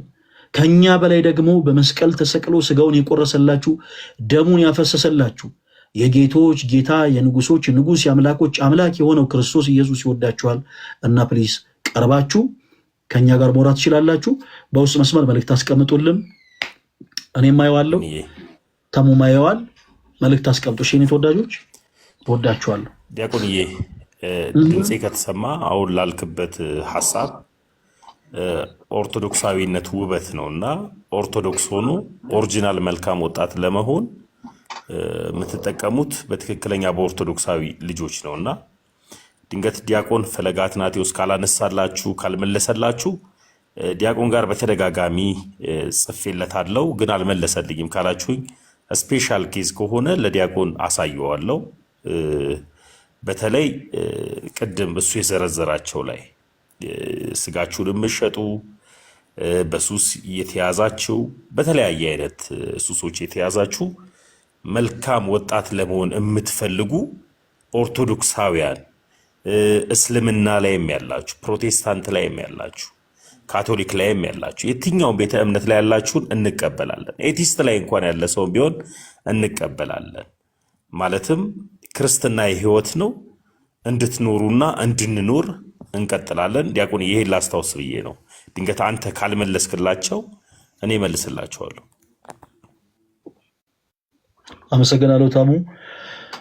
ኤኒዌይስ ያው ከዚህ በኋላ አይቀርም እና ደግሞ በዚህ አጋጣሚ ከዚህ ቀደም እኛ ጋር መታችሁ እንደ ሄሉ እንደ ሳምሪናዬ መታችሁ አንዳንድ ችግሮቻችሁን ነገራችሁን እና የክርስቶስ ኢየሱስ ቃል ደግሞ መጽናናት ሆኗችሁ አምላካችሁ ክርስቶስን አውቃችሁት በንስሐ ሕይወት ተመላልሳችሁ ራሳችሁን ለካህን አሳይታችሁ ራሳችሁን ወደ ቤተክርስቲያን አቅርባችሁ ደግሞ እንደው ረፍትን ያገኛችሁ ሰዎች ደግሞ የእናንተ ተሞክሮ ለሌሎች ሰዎች ትምህርት ሊሆን ስለሚችል በአጭር ደቂቃ እድል እንሰጣችኋለን።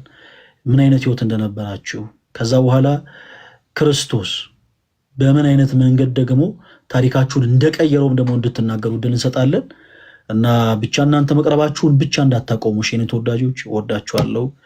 ለወንድም ለእህቶቼ እድል ልስጥ። መሲ ፈለገዬ እንዴት ነህ? አሉልሽ መሲ ሰላም ነው። ያው ቁጭ ብዬ ተምሬያለሁ። በጣም ደስ የሚል ሁላችንን መንፈሳችንን የሚያድስ ነገር ነው። እንደዚህ ደግሞ አምሮብክ መኳንንት መስለ ደግሞ ስለመጣክ ይህን ክብር የሰጠክ የድንግል ማርያም ልጅ የተመሰገነ ይሁን። በቃ ቁጭ ብዬ ተምሬያለሁ። ግን እኔ ለአንድም ጉዳይ ነው የገባሁት። ከኔ አጠገብ አሃዱ ባልትና የሚለውን በፈለገ ስም ፎሎ እንድታረጉት ነው። ወንድሜ ነውና ፎሎ እንድታረጉት ነው። ሁላችሁም ከኔ አጠገብ አሃዱ ባልትና የሚለው 839 ያለውን ፎሎ አርጉት እና ፈለገዬ በጣም ነው የምወድክ ማከብርክ። በዚሁ ቀጥል። ፎሎ ያረጋችሁኝ ሁላችሁንም ደግሞ አመሰግናለሁ። ይሄን አካውንት ብቻ ፎሎ አርጉት። ቴንክ ዩ ሁላችሁ። አሜን። መሲ በጣም ነው የማመሰግነው። እግዚአብሔር ያክብርልኝ።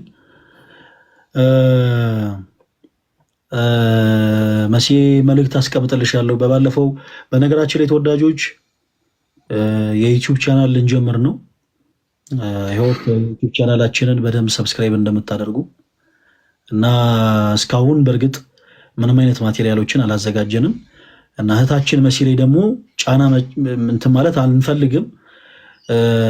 ባይሆን መሲ ከነ መማሪ ከሌሎች እህቶች ጋር ከነሳሪዬ ጋር መሆና እንግዲህ የተወሰኑ ነገሮችን ለማገዝ ቃል ገብታለናለች እና ያው እግዚአብሔር ያዘጋጃል የቀረውን ነው ማለት ነው። እዚህ ፈለገዬ አንተ እኛ የምንገዛው ለአንተ ለዩቲዩብክ የሚያስፈልገው ነገር እኛ ራሳችን የምንማርበት ለኛ ነው፣ ለአንተ አይደለም። በነገራችን ላይ ምንም የመጽሐፍ ቅዱስ ጥቅስ በመዳን ቤት ሆነው በተለያየ ኢቭን በተለያየ ህመም ላይ ሆነው በአረብ ሀገራት ላይ ሆስፒታል ውስጥ ተኝተው የሚያዳምጡ ብዙ እህቶች የሚወዱ የሚያከብሩ ካሉና ለነሱ ነው ለነሱ እንድታስተምራቸው ነውና እኛ ላንተ ሳይሆን ለእህቶቻችን ለራሳችን ነው ያንን ነገር የምናደርገውና እንትኖቹን ብቻ ንገረኝ የቱ ዕቃ እንደሚያስፈልግ ብቻ ካንተ የሚያስፈልገው ካንተ የምንፈልገው ምን አይነት ዕቃ እንደሆነ ብቻ ነውና ዋትስአፕ ላይ ጻፍልኝ ፈለገዬ ሁሌም ቢሆን ታዛዥ ነኝ። እሺ መሲ እግዚአብሔር ያክብርልኝ መሲ በጣም ነው የማመሰግነው። ያው ከዛ በኋላ እንግዲህ ለሚያስፈልጉት እንግዲህ በጣም ብዙ ነገሮችን አስበናል። ይሄንን ስቱዲዮ የምንጠቀመው ይሄንን የዩቲዩብ ቻናል የምንጠቀመው ኦርቶዶክሳዊ መልካም ወጣትን ለመገንባት ነው። ኦርቶዶክሳዊ መልካም ወጣት በብዙዎች ዘንድ በጣም ብዙ አይነት መልከታ ሊኖሩ ይችላል። በጣም ብዙ አይነት ትርጉም ሊኖሩ ይችላል። ኦርቶዶክሳዊ መልካም ወጣትን ግን ለመገንባት ዩቲዩብንም እንጠቀመዋለን። እንግዲህ ስቱዲዮን ደግሞ አይደል ለስቱዲዮ ደግሞ የሚሆነውን ደግሞ የኪራይ ደግሞ ምን ይታወቃል እግዚአብሔር ያዘጋጀዋል። እግዚአብሔር ከዚህ ስንወጣ ያዘጋጀው ይሆናል። አይ ሆፕ ሁላችሁም እንዲህ አይነት ጉዳይ ላይ እንደምትተባበሩ ማንንም እንደዚህ አድርጉ አንልም። ልክ እንደ መሲ ፈቃደኛ የሚሆኑ ሰዎች ለስቱዲዮ ኪራይ ለተለያየ ጉዳይ ሰፖርት ማድረግ የሚችሉ ካሉ እንግዲህ እንደ እግዚአብሔር መልካም ፈቃድ እነሱንም እናወራለን። ብዙ ነፍሳትን እንግዲህ በቻልነው አቅም ያው እንማርካለን ጌታ ቢረዳን። በጣም ብዙ ፕሮቴስታንት ወንድሞቻችን ልባቸው እውነተኛውን ጌታ ኢየሱስ ክርስቶስን እንደሚሻ እናምናለን እና እውነተኛውን ጌታ ኢየሱስ ክርስቶስን ደግሞ እንዲያውቁት ጠንክረን የምንሰራበት ቻናል ይሆናል ማለት ነው። ጌታ ቢረዳን እግዚአብሔር ቢረዳን እና ለዚህ ላይ ላሉ እህት ወንድሞች እድል ስጥና እንጠቅላል። ዲያቆንዬ እንኳን ደህና መጡ።